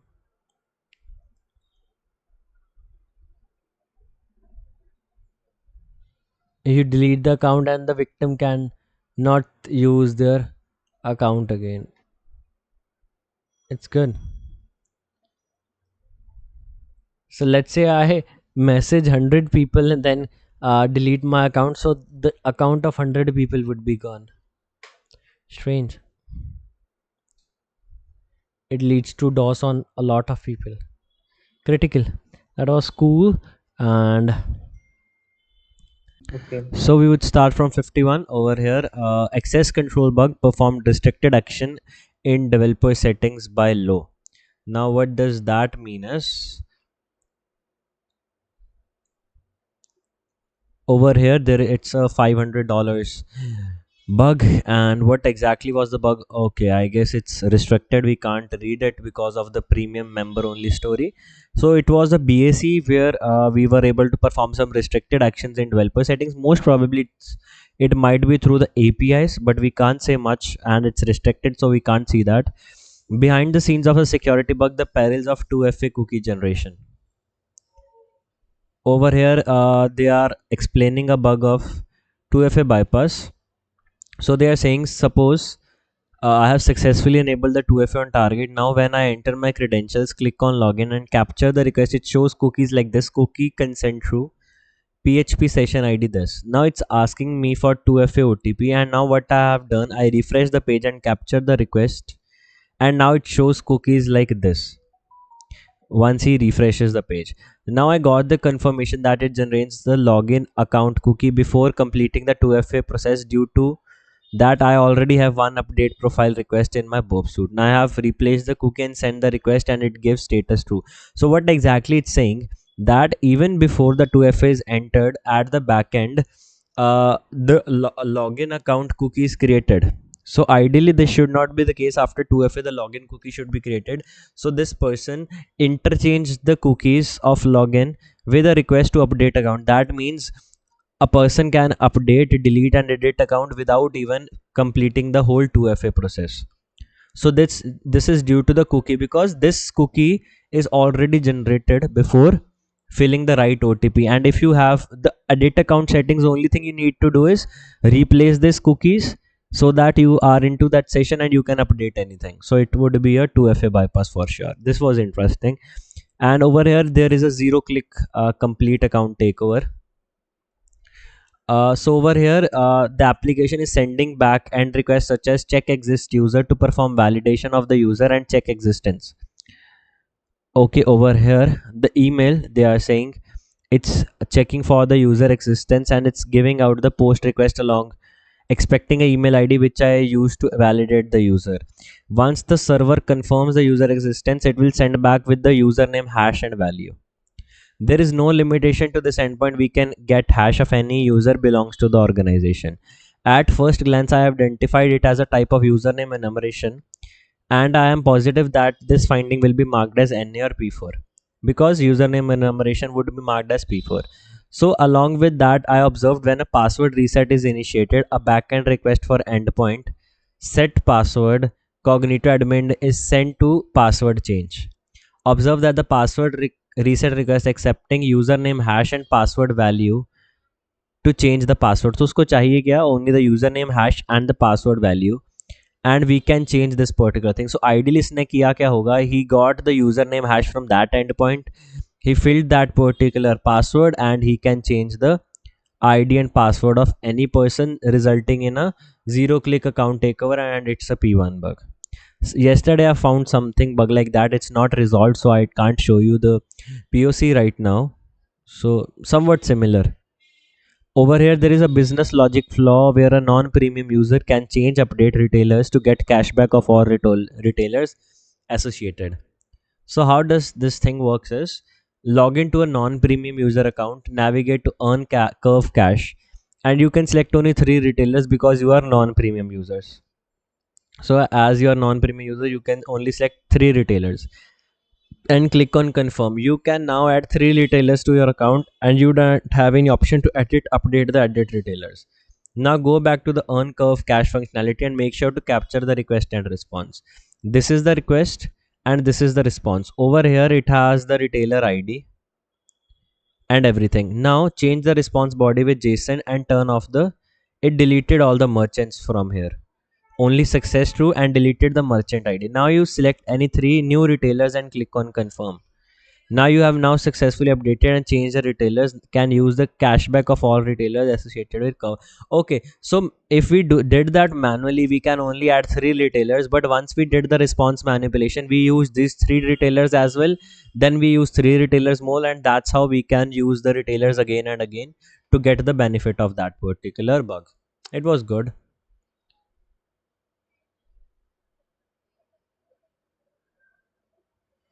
It's good.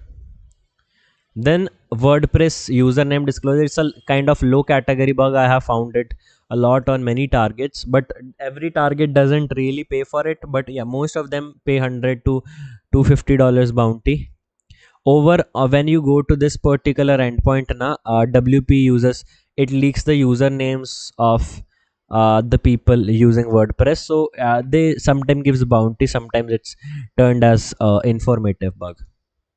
Then able to verify any email address you don't own. It would be a medium or high level severity bug. So during testing, it's been found that account.shopify, it's possible to change email address to any email address that you don't own. Confirm that due to the token being leaked. Over here, the confirmation token is being leaked. And once you get that particular token, you can uh, see basically confirm that account. It's token leaked in response kind of bug.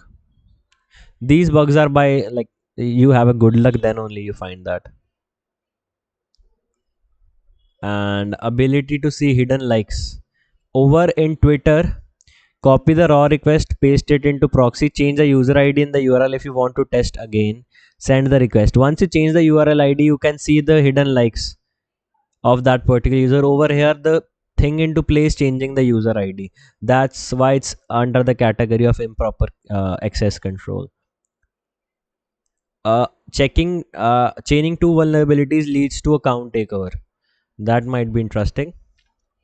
Let's see into it.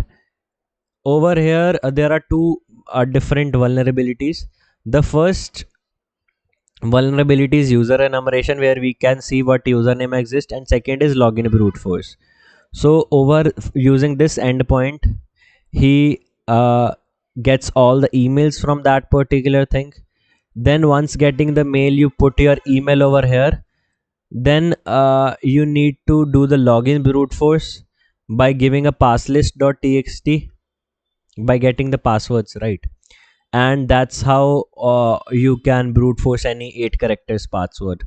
So it's categorized as high due to rate limit missing and email enumeration, but the bounty won't be that much because it's not a very easy bug to execute, because brute forcing and things are not categorized. It was a big company, Instagram, is why they say it might have relevance for them, but if you report into some small companies, I refrain, they would say it's a hypothetical scenario.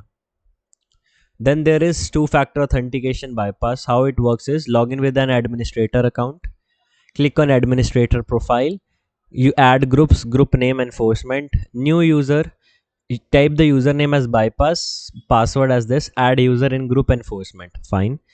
Click on administrator's profile icon, settings, security two-factor authentication. Enforcement of two-factor authentication can be set for certain groups only. Two-factor authentication is enforced for all members of the following group. So enforcement group को enable the 2FA authentication. Now save changes, log out, log in with username and password. The response message is two-factor authentication is enforced but has not been configured on your account. Contact your admin for assistance. Log in with username with another session. Replace the OC session paraphrase token with first OC session paraphrase. So over here we are playing with the cookies. Once you use this, so you need to interchange that OC session paraphrase. From first, you first log in onto one session, it would show you a 2FA error message, then log into another session, just replace those cookies and the 2FA would be bypassed. As simple as that. Then there is blind SSRF through profile picture upload. How this thing's working is, uh,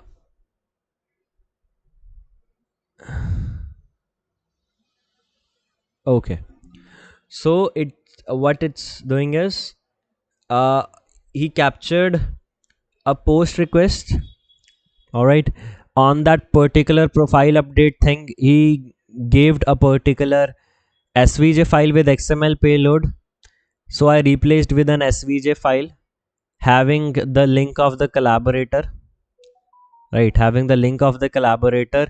And if this is a public url like a profile picture endpoint, if you can send it to anyone viewing that particular thing, the ip would get leaked, right, the ip would get leaked and it would be a proper ssrf. We have done that many times. Then bug bounty, how I found sensitive information disclosure. Let's see what's sensitive over here.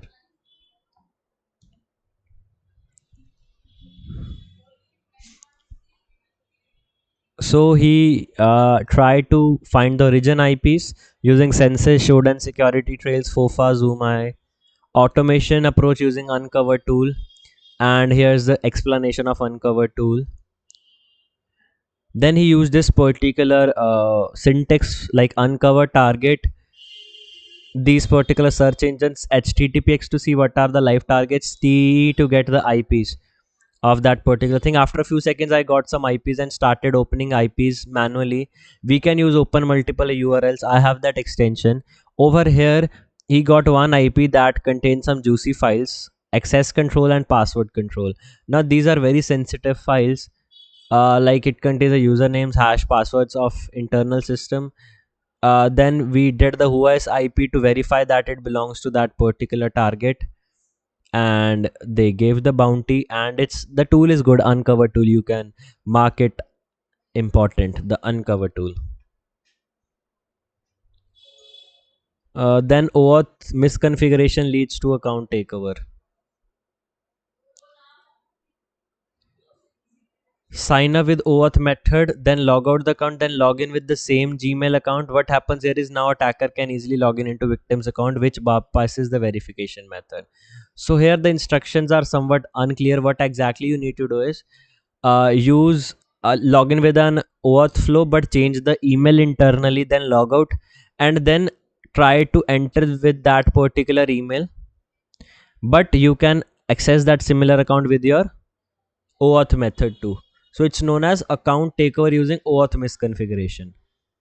How I found creative bug, how able to change the impact from low to high. Let's see what's creative in this. Over here, when I tried changing the username, the request contains like this: first name, last name, gender, male, date of birth, phone number, token user, right? In this case I added some parameters like email, email user, email confirm, etc., but all my attempts were in failure. I left the target for few hours and then tried again. Well, it worked this time.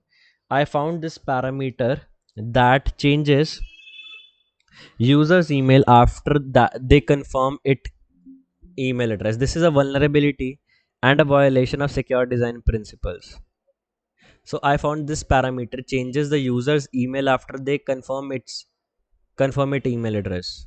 Okay, so you can use this particular request to change the email of any person after he verifies this particular thing. uh but wait a minute, why don't we try raising the impact to get a big reward? Have you thought of anything else with me? Account takeover. Since we changed the mail, there may be a weakness, but the road was about to be closed because there was a token. But slow down, go back. There is are the methods of bypassing CSRF. I found method 2. The server is not validating another CSRF.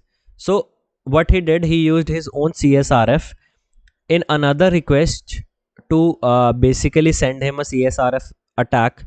So what exactly he did, add parameter email address, bypass CSRF token with by giving another CSRF token, create CSRF POC and report account takeover. It would be categorized as P2 because it's not a zero click account takeover. Then MFA bypass by race condition. Let's see this. It's a members only story, we can't view that. We use turbo intruder for race condition bugs, just telling you. Then there is unauthenticated cache purging vulnerability. It's categorized as low. What you need to do is you need to do like this: curl head and the target.com, check for the presence of x cache header. If there is a x cache header, you need to do like this: curl x purge example.com, and if you get a id like this, you just report it to the company, and it would be unauthenticated cache purging. I reported it onto one company. They categorized it as a low severity bug. You can use nuclei to find such bugs. Then there is business logic in inviting additional members.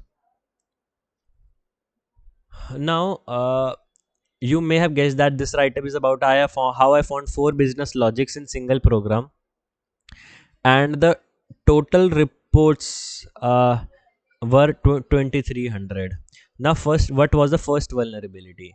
Business logic in inviting additional members. As I said, that in a team plan we can invite only 3 members, and then per member additional cost was $32. I already had 3 members added, but now I cannot add more. I have to delete a member first and then invite. But here there was a big misconfiguration. Enter all the details of the member and click on send invitation. The member will get a invite accept link, and after clicking that link the user will be added. Member used the link and was added in the team. Like this we can add up to 3 members. But here the misconfiguration present was that until the user accepts the invitation, the member count was not increasing.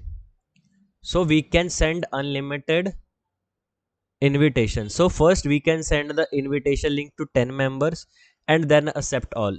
So hua kya, it's working like if I send invitation to one person, if he accepts then the count goes to 1. Then I send the invitation, then if he accepts the count goes to 2. What if it send the invitation to 10 people, then accept all the 10 requests? See, active members 3, limit is 3. So it was a total bug and the reward was 500 USD. Now no plan user can invite members. Now if a person is not even having a plan, he can invite users too. Capture the post request responsible for inviting you new user and send this to repeater. Change the authorization token to a token user having no plan. Also change the workspace ID parameter. Send the request, it was successful. Instead of showing forbidden error, the user was invited. So उसका कोई plan भी नहीं है user का, still he can invite users for free. Third vulnerability, race condition in creating browser profiles. I first created 298 profiles, then again clicked on create a new profile and capture the request. Then you can use a uh, extension known as turbo intruder, as I told. You can even use your own Python script. As the tag ended, the total count of browser profiles was 306, because what it does is it executes multiple requests at the same time. By the time it handles the request, we can exceed that limit. As we can see, 306 are already done. So the reward was 500 as well for this. The write-ups are amazing by people. Thanks to all the people who have contributed to these write-ups. My job is to just explain them in a better sense. I own no credit to these particular write-ups. No privileged users can view data workspace through API. So first invite a member with user role permission. The role has no permission to see other members and plan used. Fine. But by directly sending the API call, that is, for example, if we directly send this particular API calls, we can see everything. Being a low member user as well. That means the API is not properly working. Then he found out origin IP leaked leading to firewall bypass. He got 300. That's how 2300 was the total bounty which this person got. The write up was amazing. Then email verification bypass via remember me. So go to sign up page, enter password and click on sign up. You would be redirected to another URL that will show you to verify your mail by clicking on link that is sent to the email. Now simply remove this particular part of the token and make it dashboardexample.com. It would automatically redirect it to login. Enter email password that you used to create an account and haven't verified it. Now the site provides a remember me button. Just click on it and click on login. What do you think? Verification is bypassed? Yeah, but wait, it would be redirected to that path again. But believe me, this time we bypassed it. Now repeat the steps again. Just go to this endpoint and you would be redirected to your dashboard. It's due to improper cache control and cookie controlling. It was an easy case, but as I say, these are rare scenarios, guys. A unique email verification bypass. As this is my first write up, so forgive me if I okay, forgiven. Now, what I did exactly, I created two accounts in two different browsers, one on Chrome, one on Firefox, with different emails, and then I got the verification email in the box. So I thought of replacing the verification link of first account in second. I pasted the first account verification link in browser 2 and which second account was created, then hit enter. Boom, my second account was verified with the verification link of first. So interchanging both the things leads to a email verification bypass, and see what the company says. It's a low severity bug. That's how they save money. They would fix this bug, but they would say it's a low privilege bugs. That's the most irritating thing about all these scenarios, to be very honest. Over here, what is this bug? Delete sub agent accounts. So what we need to do is log in into the application and note that user is reacting as a victim. Okay, this user is as a victim. Navigate to the manage sub agents, click on add sub agent. This agent lowers the users. Filling up the sub agent details and click on add. You can see I am log out as Maulik Goti user. Now I am login like Mike Patel user. This user is reacting as an attacker. Fine. Navigate to the manage sub agent, click on sub agent. Fine. Now select the added sub agent and click on delete button. Click yes to confirm, yes to give confirmation and capture the request. If you carefully see here, yes, you can see I got a API request and noticed in the request has two user IDs. First ID is logged user, the second is a sub agent ID. If you see over here, the second is the sub agent ID. What if you change both the user ID adding the victim's ID and then forwarding the request? You can see I got a successful message from the server, but sub agent is not deleted. Now log out as Mike Patel account.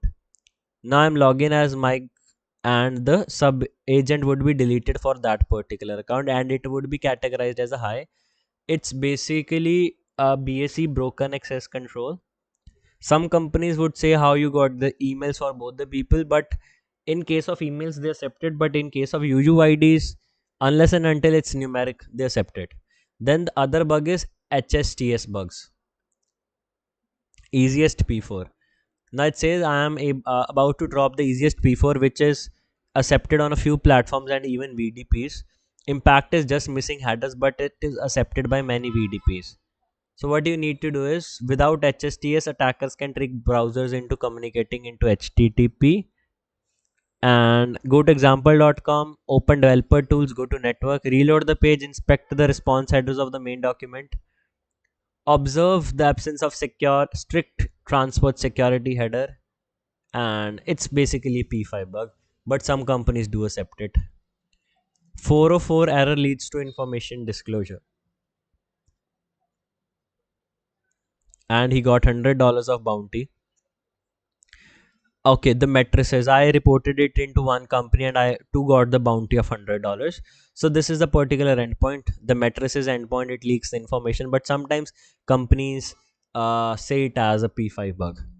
Then there is a 401 unauthorized uh, access bypass. Over here, if you see at this particular thing, it says 401 unauthorized. Normally, a client can't access application tokens because of front nginx server, which returns 404.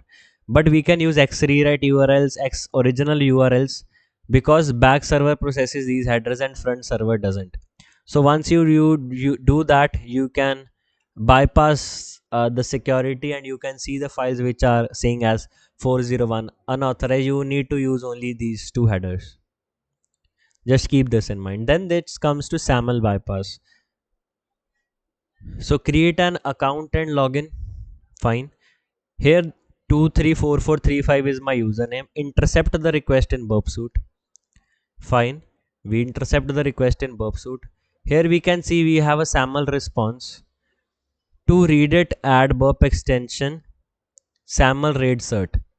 It's a XML based markup language used to facilitate identity checks and large scale applications. Now you can be able to read it. You can see the ID number.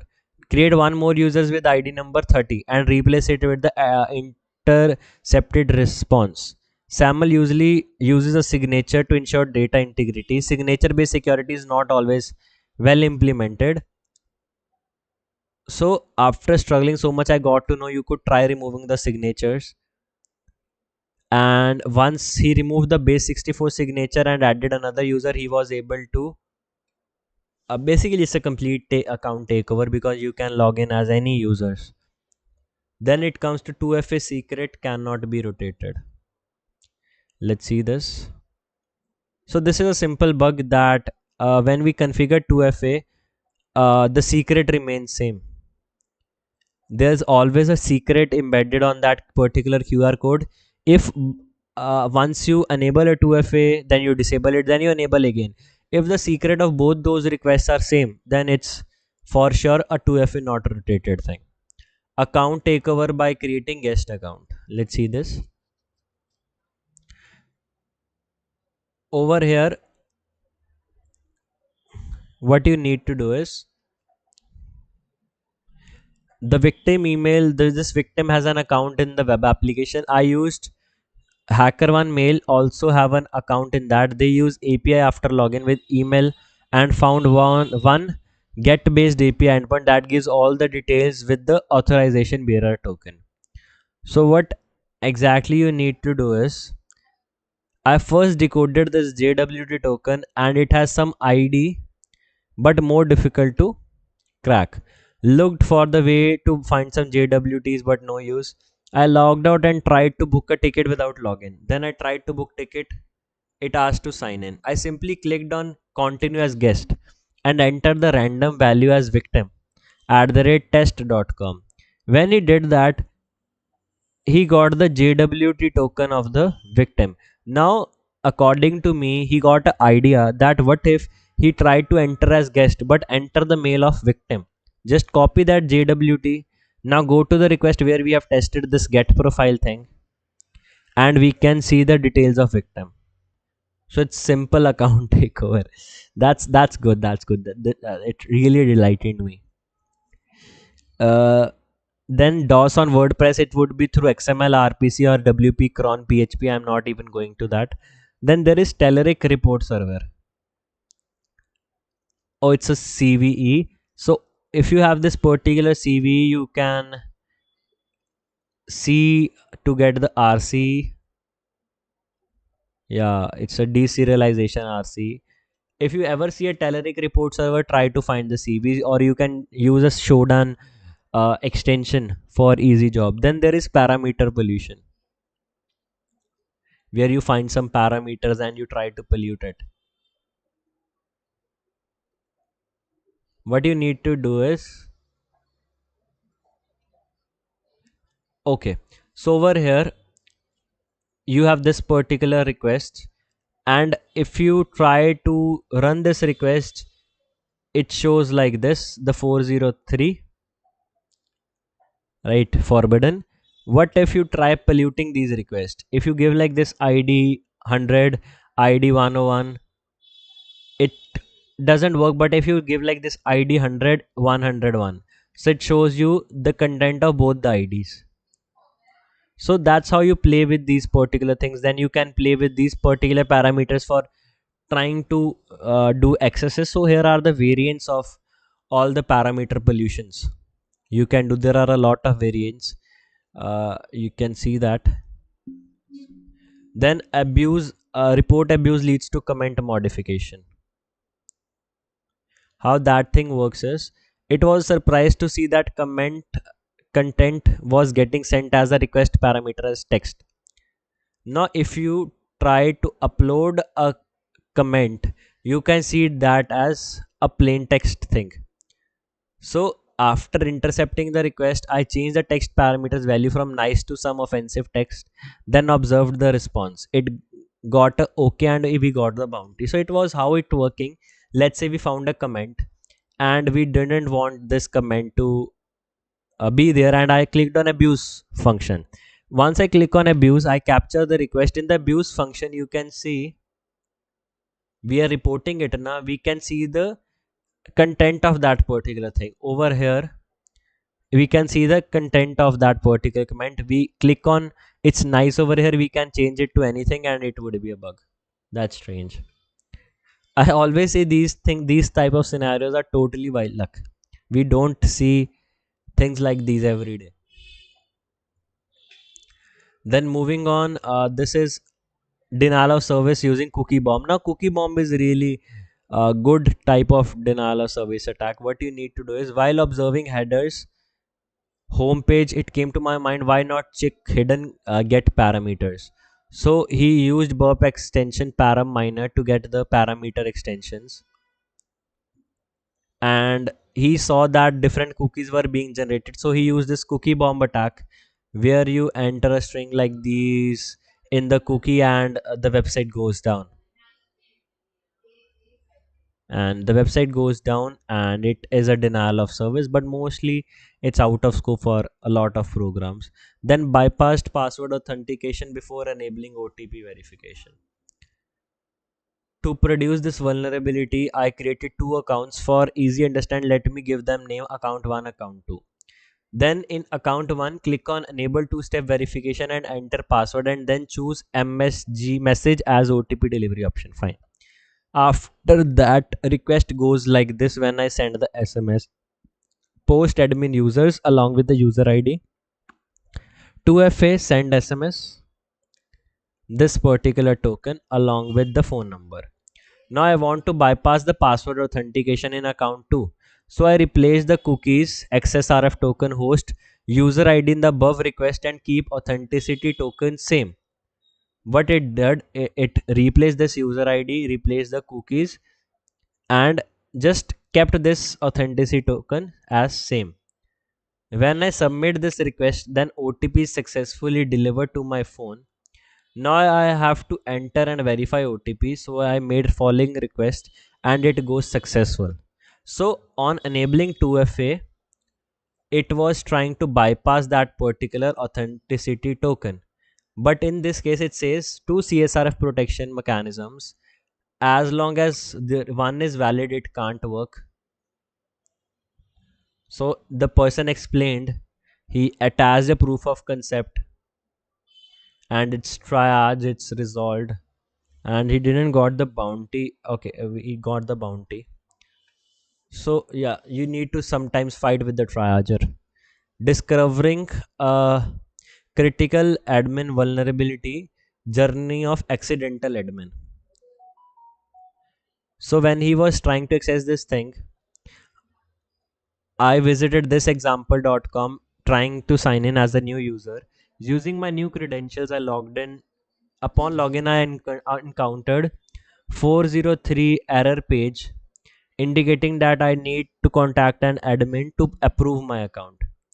My, he then opened the robots.txt file to see what admin accounts look like.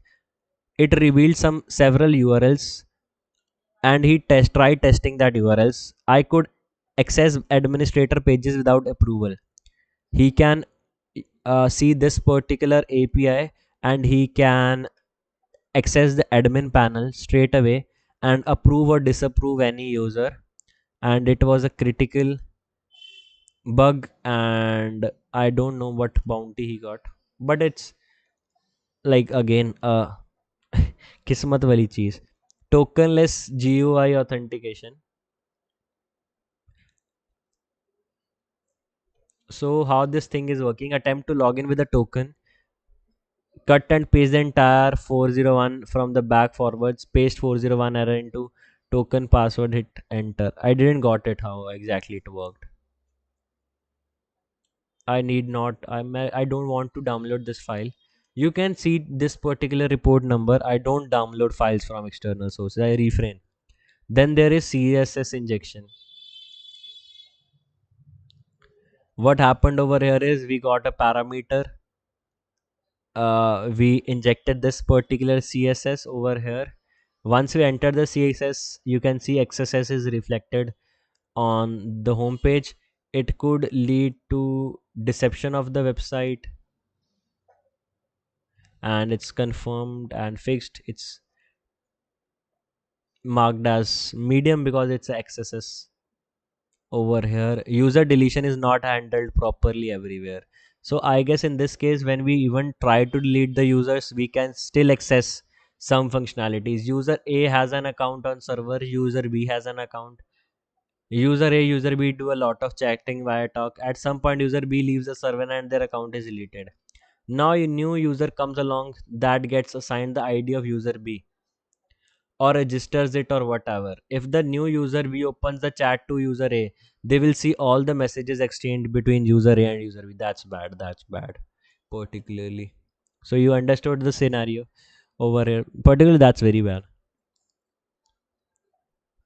Then CSRF bypass combined with IDOT to complete account takeover. So it would be a one-click account takeover where we need to see the user ID parameter to update anything. Then by changing the request ID parameter polluting, they are trying adding special characters, but nothing worked. Then they tried for IDOR. Remove the CSRF token parameter entirely. Then set the parameter value to empty strings like CSRF 0. Change the content type header and a few things. So what they basically did is they got a user ID. After getting the user ID, they combined it with CSRF, and when they would send that particular request to someone, it would result in an account takeover. Like we can change the email to an email. So yeah. Then chain of rate limit and weak token expiry leads to account takeover. It's very easy. That the token expiry, token would they would try to brute force it. The code over here, they would try to brute force it to change the password. As I said,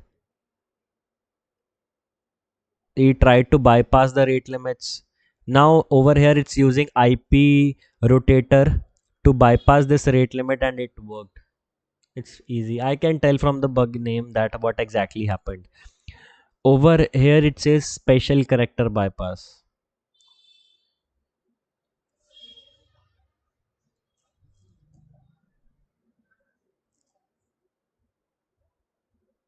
Hmm.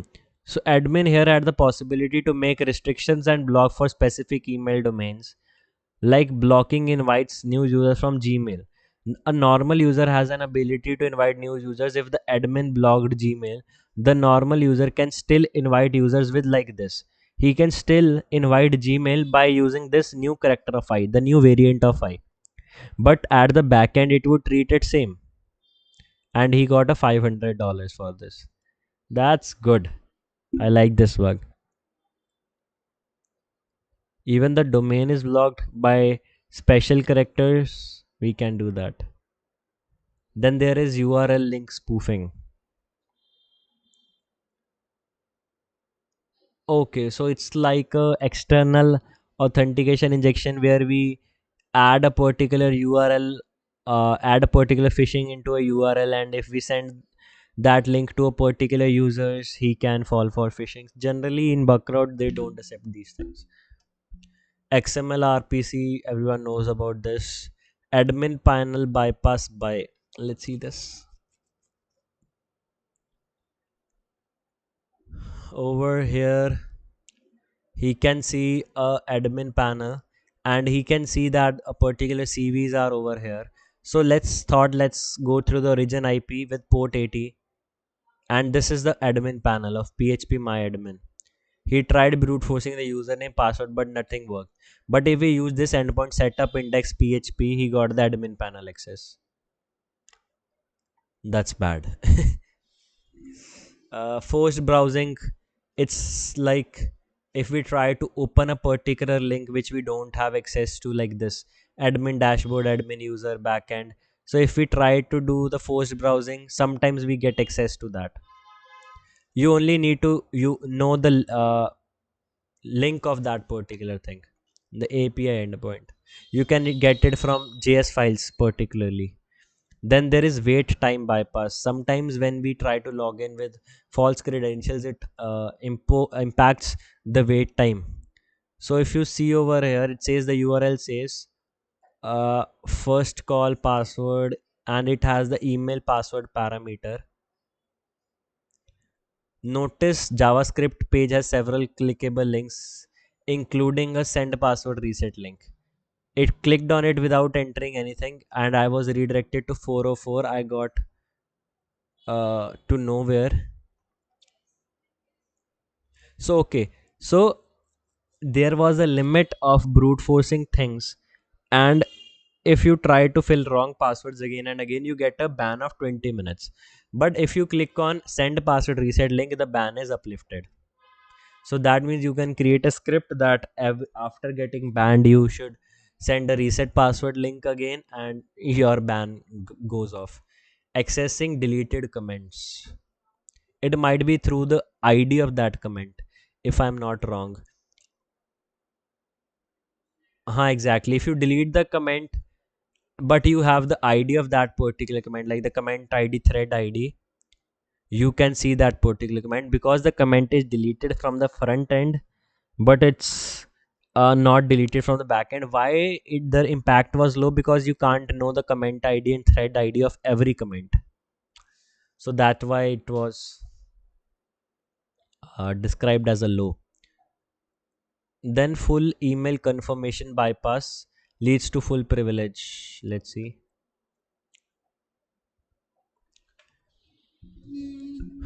Oh, $16,000 bounty. My God.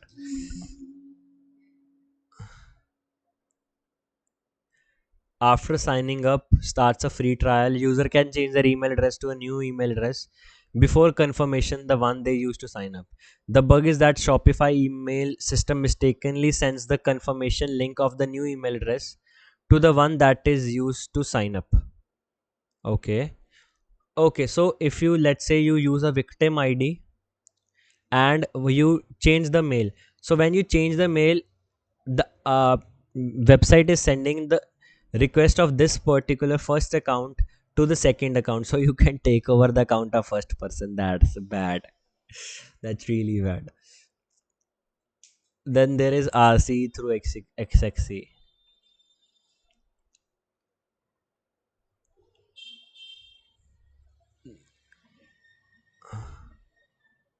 He's trying to fetch the HC password file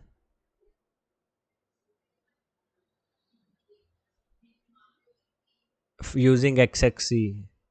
So we have already discovered it. Then authentication bypass with usage of pre-signed URL. So log into OwnCloud infinite scale. Example admin was the username. Create a new file. Plain text secret.txt file name was used. Add some content like secret file content, save the file. In addition, it is possible to check that the file is public or shared with anyone. Access the file without authentication with the following link, build it with known username and file name. So that means if you know the username and you know the file name, you can access any file. So in particular the following link was like this: secret.txt admin, again admin, and there was nothing else. So that means default settings for pre-signed URLs and therefore download files.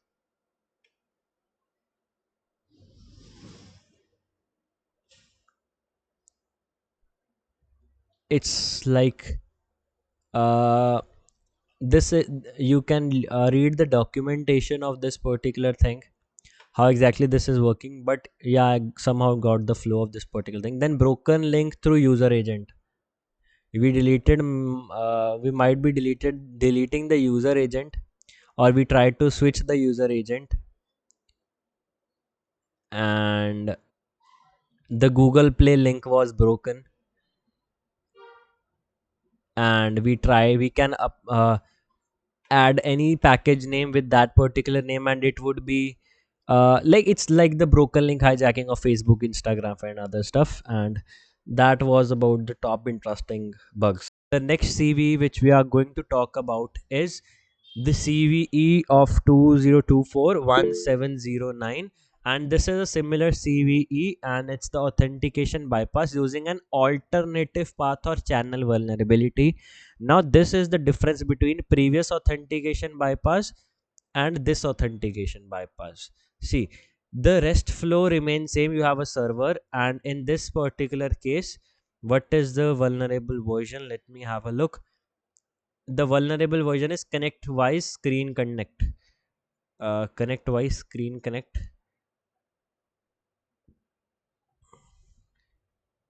So authentication bypass using alternate path means this is a particular login page, but I used a other path which they describe as an alternate path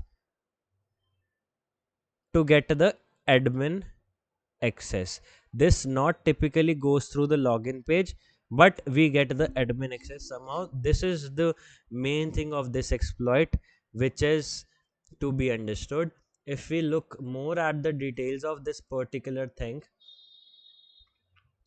so connect-wise authentication bypass vulnerability, and I would get more information about this particular thing if I look at the exploit.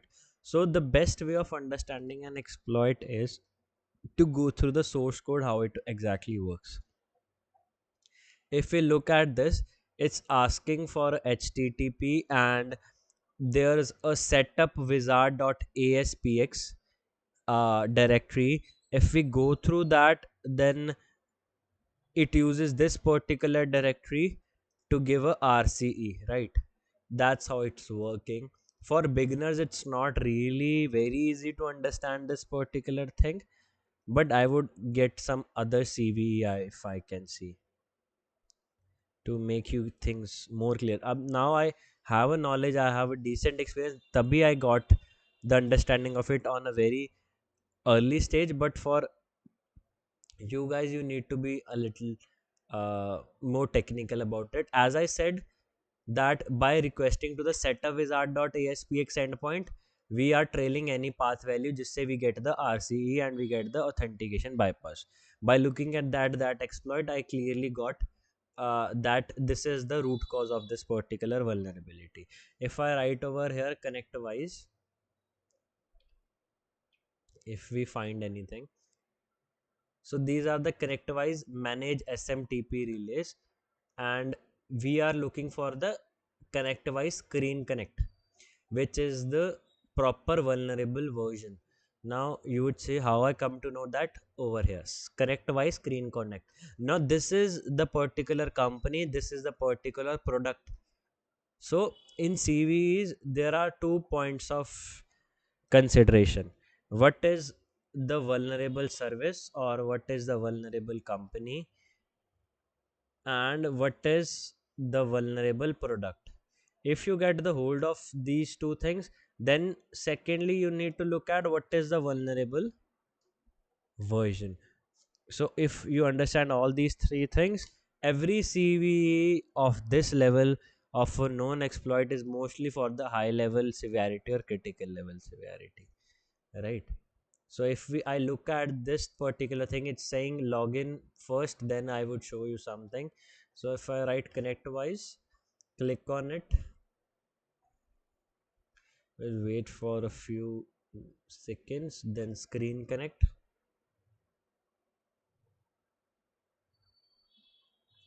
Arey, why it's giving an error? 1 second, guys. Let me first log in and directly enter it over here. If it gives an error, I would slap it on the face. Let me first sort this out. Alternatively, we can do that on census too. You can use any server, guys. You can use a Google Doc too, it hardly matters.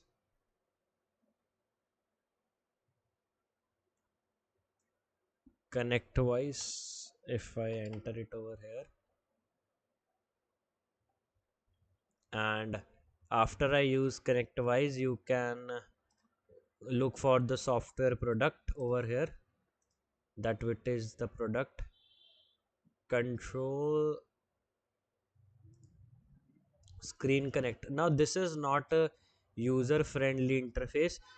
In your particular thing, showdown would help you more, because it's not showing the exact thing we are looking for. So this is the particular query. Showdown, let me log in with a different account, because I use automation ना, my APIs get blocked. उसका भी गलती नहीं है. I test in some other ways. So if you clearly look at this, we have this particular screen connect functionality, and it's hosted in here. See, screen connect, connectwise screen connect. Now the critical point of analysis over here is what is the version of this particular thing. Now it is purely hit and trial thing. When I say hit and trial, because uh, we know that this vulnerability is on the versions before this 23.9.7. So from looking at this particular thing, we can't basically know that what is the version number. You can inspect it if you get a lead on this, or else what you can do is, that's not a recommended way, but when you are lost in a way of no man's land, so that this could potentially help you. I repeat, it's not a intended way, because that tool would give a lot of faulty output, but this is the least we can do over here. You go to Vapalizer, it might not show technologies as I expected. It's detecting no technologies. So the only choice you have over here is to directly use this CVE. You guys want me to test this CVE, guys, right now? You want me to test this CVE? If we can exploit this, I don't know the version number clearly, that what's the version number, but let's try it.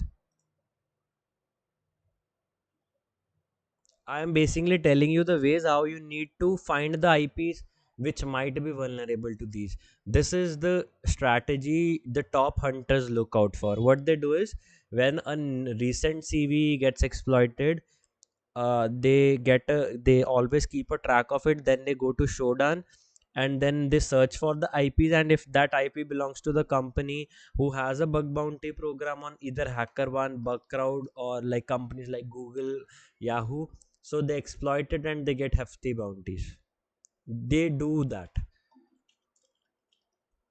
So what we would do, we would first clone this particular directory. I would delete it anyhow. So we clone the particular directory. It's the CVE 2024. We enter it over here, ls, and we need to run python 3 and CVE. I need to see how we need to run that. Is either what you can do is, you can look at the documentation on how to use it, that how it's intended to work. It's asking for a http path, simple, straight away give that. Let me try, because it they haven't given us a way to use it, so we need to find how we should use it. No such file or directory host.txt, so I don't know exactly how it's working, so I might require to search for another exploit for it, because they haven't given any documentation. Create a host.txt file within the script directory, include hosts you intend to scan in the file. Okay, so I guess jitna I got the hold, they are trying to say we should create a file, name host.txt, so I would write touch hosts.txt, and I should enter this particular URL over there. I don't know if I'm doing right or not. So it's not a good practice. They should include the documentation. Host.txt, and if I run this, status code 302 unsuccessful. So it's giving a status code of 302, means it's not redirecting to the particular directory which was this setup wizard, because it says, see, if the final response is 30 true, then try this. If this is not, else show that like it's a basic Python code. If you understand coding a bit, you would get to know. So see, if we look at this, we are not redirected to this setup wizard.aspx, rather we are getting redirected to the login page. That's why this particular exploit is not supported. Got getting the flow na, guys? It's a basic command, it's nothing very techy about it, basic hai. Then if this particular thing is not working, because as I said, it might not be the vulnerable version. I already said that it's not necessary that it's the particular version which we are looking for. We tried this, we can give a try to this as well, but this is the ideal way how you should be looking at these things. It's of Pepsi, so I would write echo host.txt. See, it gives a 302 also, because it's also not redirecting to this setup wizard.aspx, means these are the latest versions. See, we can manually check that too. So this is the best way how you can do things, and this was all about this particular CVE. Thank you. Now, the other CV which we are going to talk about is the most famous CV, one of the most famous CVs of this year, and the affected softwares and the vendors are Palo or Alto Networks, and it's a pan-OS vulnerability, means the entire operating system would be affected. And what we can do is it allows an unauthenticated attacker. Unauthenticated means for which we don't have a ID password, we are not logged in yet. It allows an unauthenticated attacker to execute arbitrary code. See, wherever arbitrary code is being involved and we have the root privileges, the CVSS would always be on the higher side. Always remember, right? And there's a public exploit available for it as well. Let's see how's the exploit working. In the same manner, there's a metasploit module for it, and it's very recent CV. It's for the 12th of April. It's the latest CV. My MSF is getting updated. By the time it's getting updated, we can see probability of exploitation activity in 30 days. The EPSS scores and the exploitation activity score is really high, because most of the hackers on hacker one tend to exploit these kinds of vulnerabilities on a very easy note, because they stay in touch with the CVEs, and once they find a target with the similar version, they jump on it, right? And if we write over here the exploit and see, the exploit are available. If this particular website CVE details say there is a public exploit available, it would be there. And how it's working, we can simply clone the directory. We can go to that directory using the change directory command. We install the requirements, we run the exploit.py. Then what are the payloads we can execute? We can search the directory contents, we can see the etc password file, we can see who is the current logged in user, and then we can uh like we can use a widget command to upload and then use a malicious script. We can gain the reverse shells, we can remove the files, and that's how it goes. It's very easy, and it's for the PAN-OS firewalls. If we see it in Shodan PAN-OS firewalls, let's see the vendors. The vendors might be Palo Alto Networks, and that because that's a particular version inside of that, right?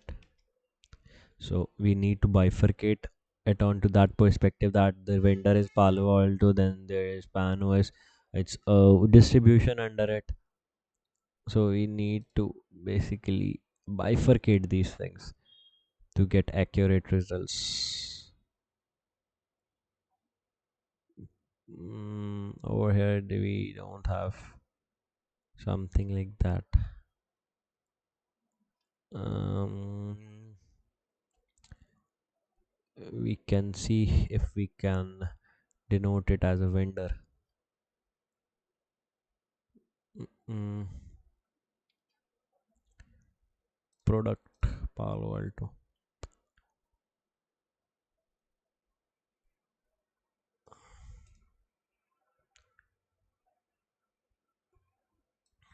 So whenever you come across a similar scenario, see, like here is the Palo Alto firewalls, where you would see this particular version of PAN-OS.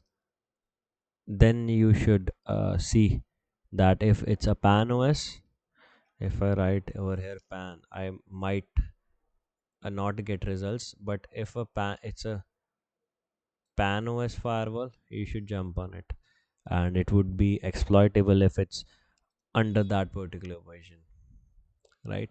It's that easy. The first thing you should know is that what's the product, who's the vendor, and how we can exploit that. You can see a lot of YouTube videos onto the same topic, that how they exploit. The steps are simple. If you have a public exploit, you just need the IP, you just need to confirm that that particular version is running over there, and you're good to go. Okay, guys, hope it's nice and clear to you. Thank you. So next up is a very interesting CVE, which is CVE 2024-4040. And how we exploit this particular CVE is, there is a server-side template injection, aka known as SSTI, where we execute a command like this, and it gets executed like this, and we can escalate it to getting RCE, and that's all about it. That's the backstory of this whole particular thing. And this CV was discovered on the product known as Crush FTP, and the best part about it is that there is a public exploit available for it, and the versions before 10.7.1 till 11.1.0 on all platforms allows unauthenticated remote attackers to read file systems from the VFS sandbox, bypass authentication to gain administrative access, and perform remote code execution on the server. And the CVSS is critical.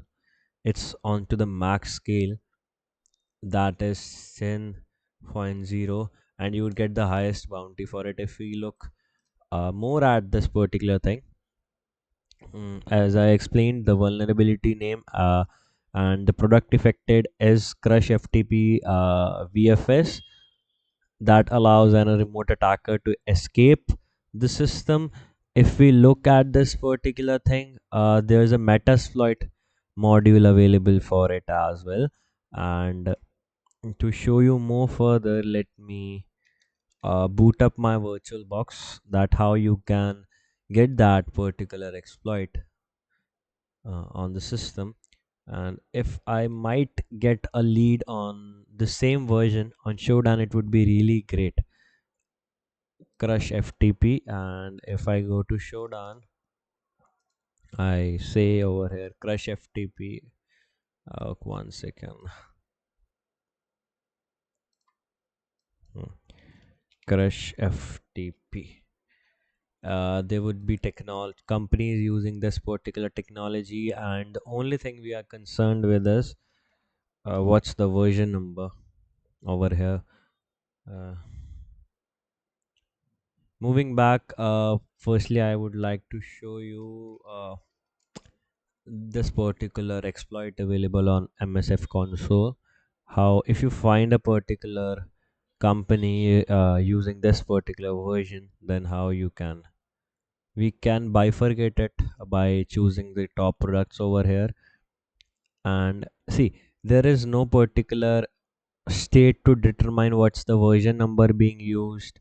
You do need to do it manually. There is no shortcuts to that. So let's say if we take this particular case, and if we are opening it over here, so we have no particular knowledge that it's whether it's the affected version or not. But if we write over here search crush ftp, search crush, 1 second, search exploit crush, it's showing some sort of error. 1 second.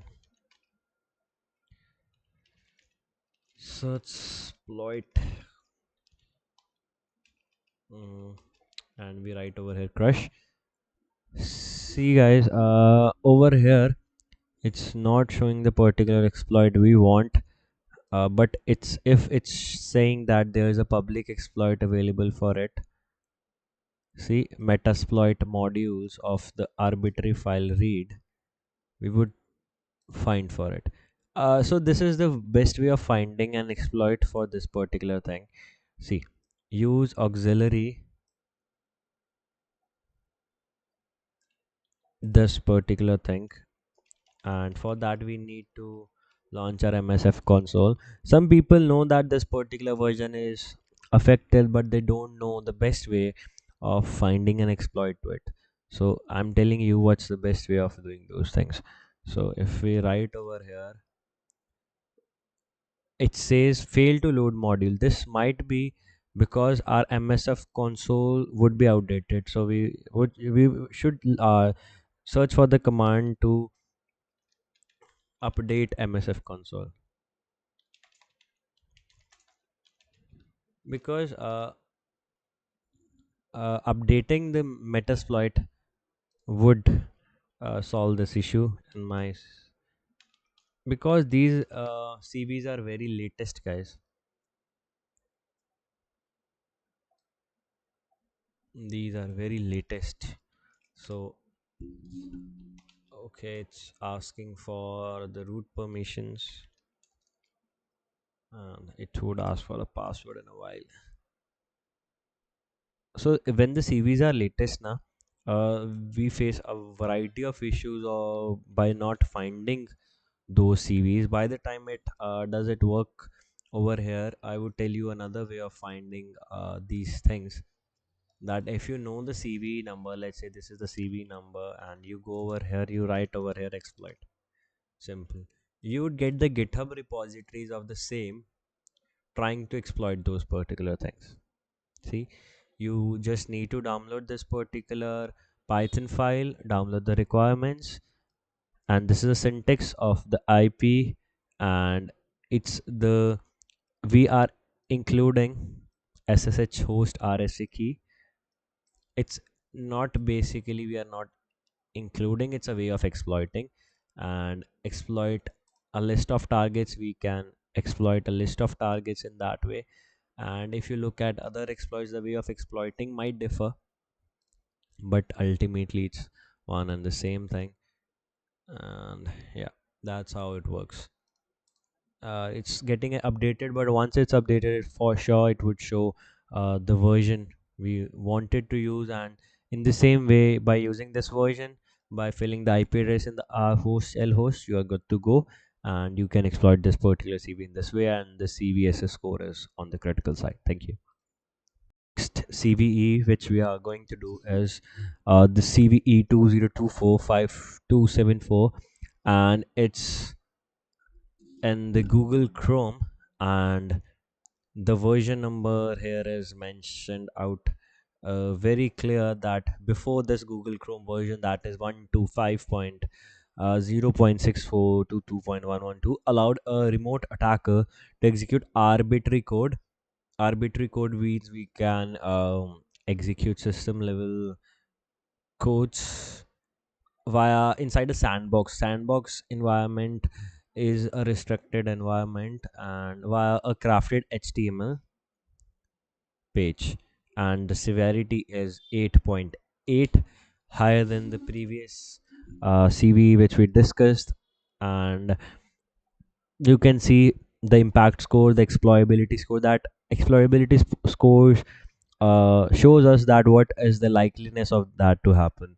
If we look at the description, Google Chromium V8 contains a type confusion vulnerability where we create a confusion that allows a remote attacker to execute, means we can run code via crafted HTML page. This vulnerability could affect multiple web browsers that utilize Chromium, including but not limited to Google Chrome. Means ये तो है ही है, these are there, but it's not limited to these only. And I guess there is not a public exploit available for it. And the Microsoft has launched uh, like a update for it, and it's a 0-day bug. And they have particular blog on this, that how to remediate this particular thing. There are updates available for it. And it says आप कैसे check करेंगे, how would you check that this particular version is affecting your particular Chrome? You can see your Chrome version. If it's same, you are at risk. Operating systems, that what operating system you are using, and what's the browser usage. If it's being exploited, your browser usage might be very high. And how to fix this thing, you can see the steps over here. You need to open your Google Chrome, and there's not a public exploit available for this particular thing. So there are two types of companies, type A and type B. Some companies pay you bounty for even telling that yeah, this is the exploitable version you are using. You get the money. Some says exploit it for us, then only we would pay. But in this case, it's Microsoft. And some hacker might have reported it to MSRC, the vulnerability program of Microsoft. But the bad point is that a public exploit is not available, so we can't say that what's the exploitability score, as the index also suggests that the exploitability score is very less. Though the severity is high, but the likelihood of it being happening is very less. So that's how you might to differ from CVs which we use in bug bounties, and which we don't come across in general scenarios, right guys?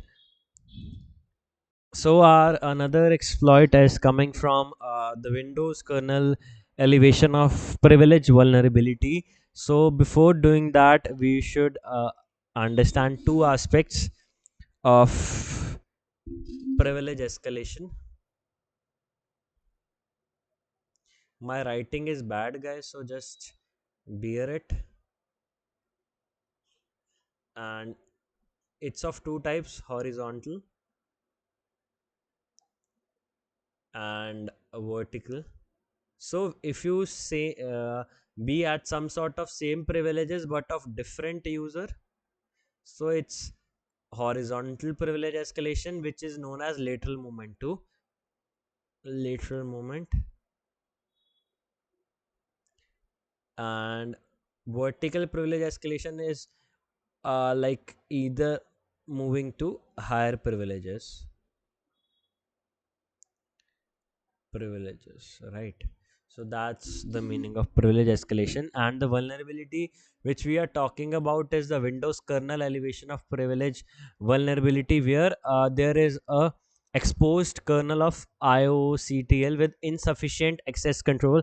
Insufficient access control means where there is some lack of security on the access protocols, and this results in a higher privileges to be attained.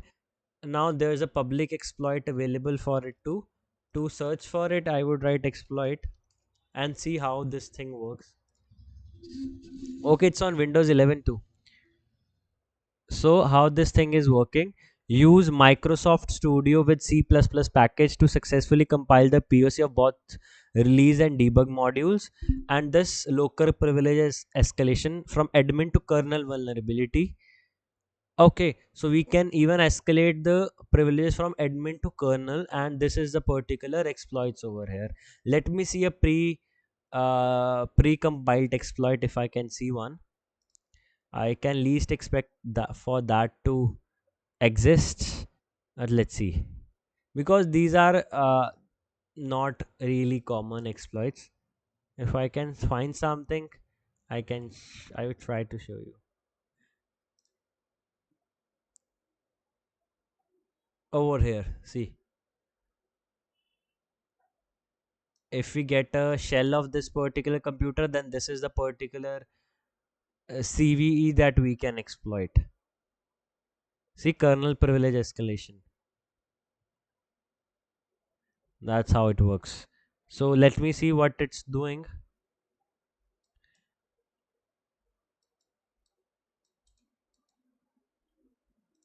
It's easy to make you guys understand. I would draw a diagram. I got the whole that how exactly it's working. You have a admin privileges, and there's a technology of IOCTL. I don't remember the name. Let's say there is a admin like access control problem over here. So because of this access control problem, we got a kernel shell which is of higher privileges because they have the debug permissions.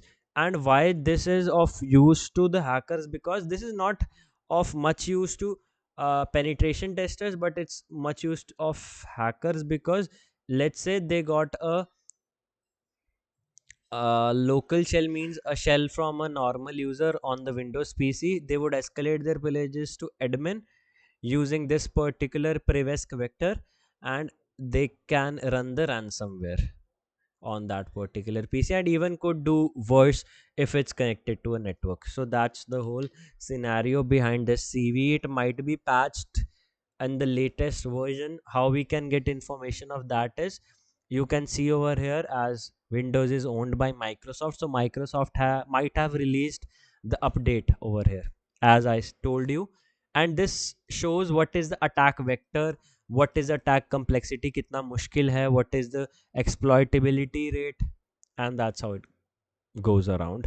And this might be in the latest update of Microsoft. So that's why we always say you should keep updating your systems on a regular basis to safeguard yourselves from these kinds of exploits, right? So the exploit now on board is one of the most famous exploits of 2024, and numerous people earned lakhs of rupees exploiting this particular bug, the Ivanti SSRF bug. And you might not believe that it's a critical bug, and it like leads to an authenticated RC using SSRF.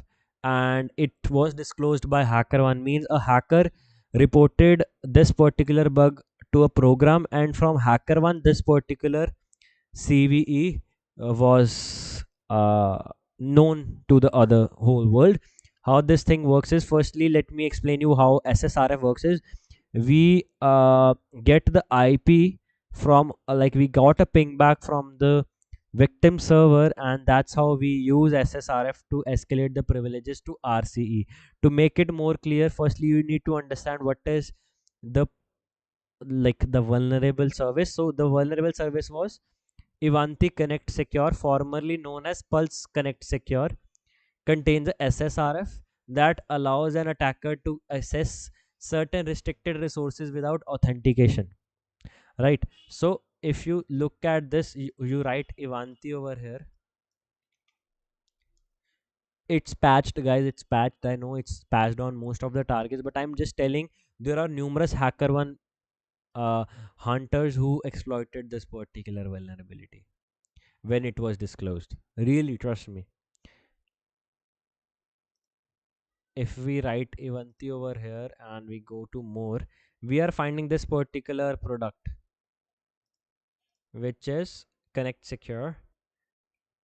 See, Pulse Secure. If you can see, it was formerly known as Pulse Connect Secure. So this is over here.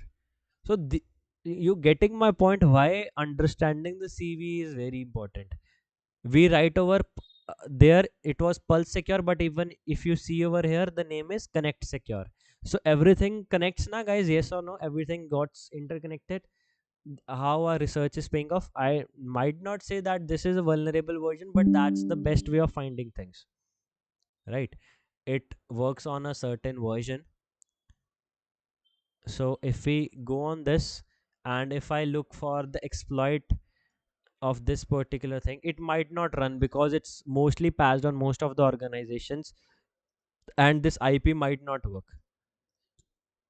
See if we can see it's not working. And this is the particular exploit for it. I would explain you how it works. All you have to do is you need to use this particular syntax, where you need to use Python, then the cve.python file.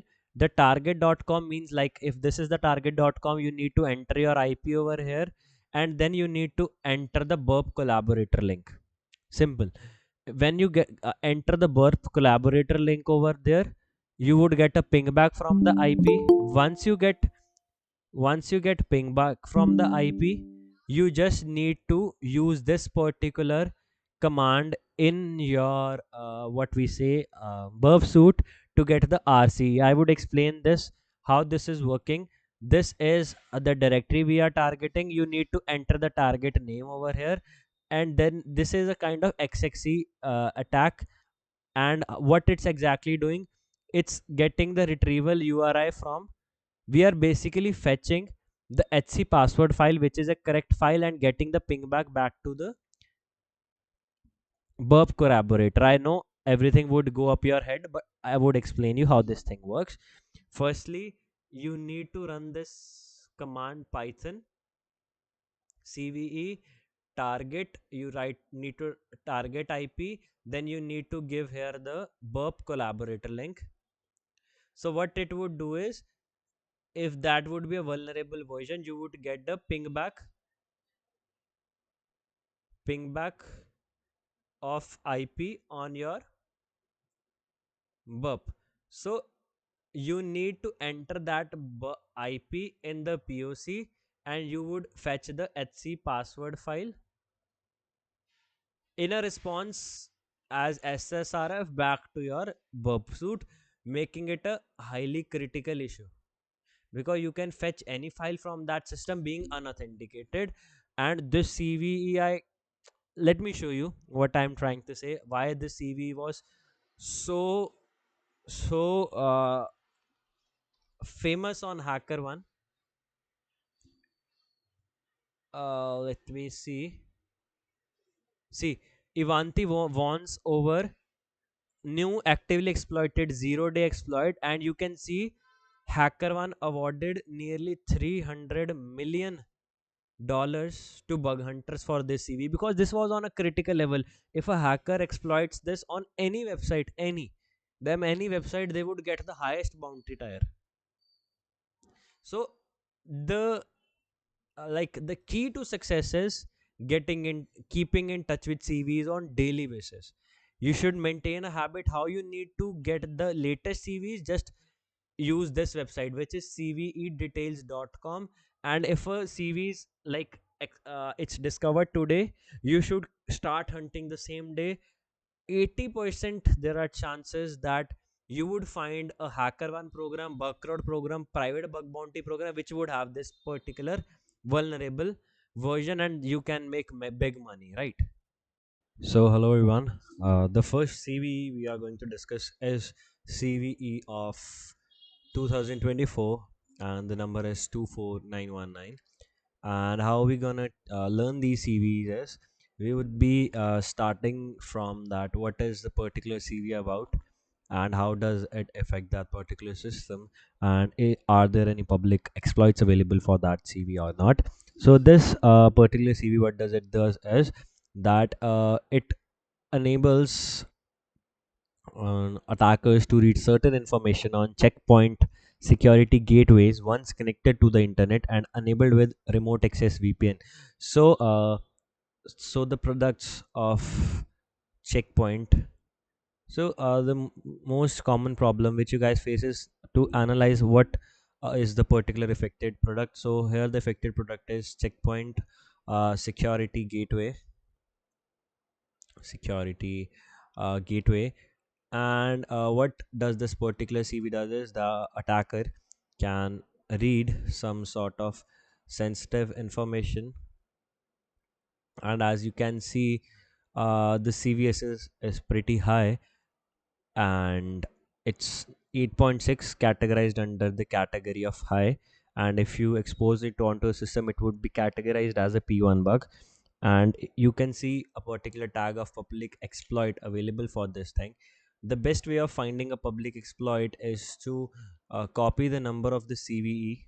You can just copy the number of the CVE and write your exploit, and it would pop up right on the top that what is this particular exploit about.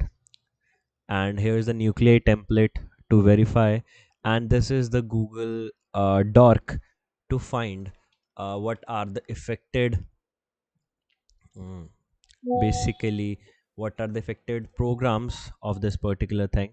And this is the doc, and you can use this doc on search engines as well. But to use docs on Showdown, you need to log in first, and then only you can use these particular docs. The point of knowing the CVs is very important, because if while hunting, while doing pen testing, you come across these scenarios, you might know that what your target should be. And if I write over here checkpoint,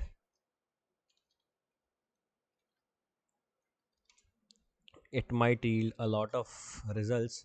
The only point of consideration we should have on to our mind is, see over here we can see the top products, and while going to these top products, you can see what is the version number which is matching with this, because every exploit works with a specific version number. And here's the nuclei template, and see it's the FOFA doc as well. You have the FOFA doc, and it shows the information about that particular thing. There are various YouTube videos, and it's categorized as high. And while you use a nuclei template, it might get you a lot of information. And if you particularly look at the code, how it's being found, it's looking for the HC shadow file. HC shadow file is onto the Linux folder, and the payload it's using is this particular thing. And this um, CV was very famous. Most of the reports are getting trashed due to this. If you see at this LinkedIn post, you can easily see what are the docs we use for this to find this particular product, and how the people are generating the exploits out of it. You just need to open burp suit and AC shell, and you get the HC shadow file. And that's how easy it is. The main problem you guys face is to determine what's the product, what's the severity of this thing, and what we would get by using this particular CVE. This was all for the first CV, and thank you. So, the CV we were doing was is the CV that is 2024, that denotes the year, and the CVE number is 27198. The CV is located in the JetBrains Team City before authentication bypass, allowing to perform admin functions that was possible. Now if we look more at this JetBrains Team City authentication vulnerability, and the bug that was over here was the authentication bypass vulnerability. Now those who don't know about the authentication bypass means, let's say this is a particular server, it's using this particular service of JetBrains, and on this particular service they have a login mechanism, and this login mechanism has admin users, and if we can somehow get the admin access without giving the right ID and password, that is known as a auth bypass, or known as authentication bypass. Now this is the whole process. Guess it's clear to you. Now to make it more clear that how exactly this was done, we would write exploit. So there is a public exploit available for this particular thing, so it's explaining how it's working. So there is a Python file over here, Python exploit over here. How it works is, you need to enter a particular information.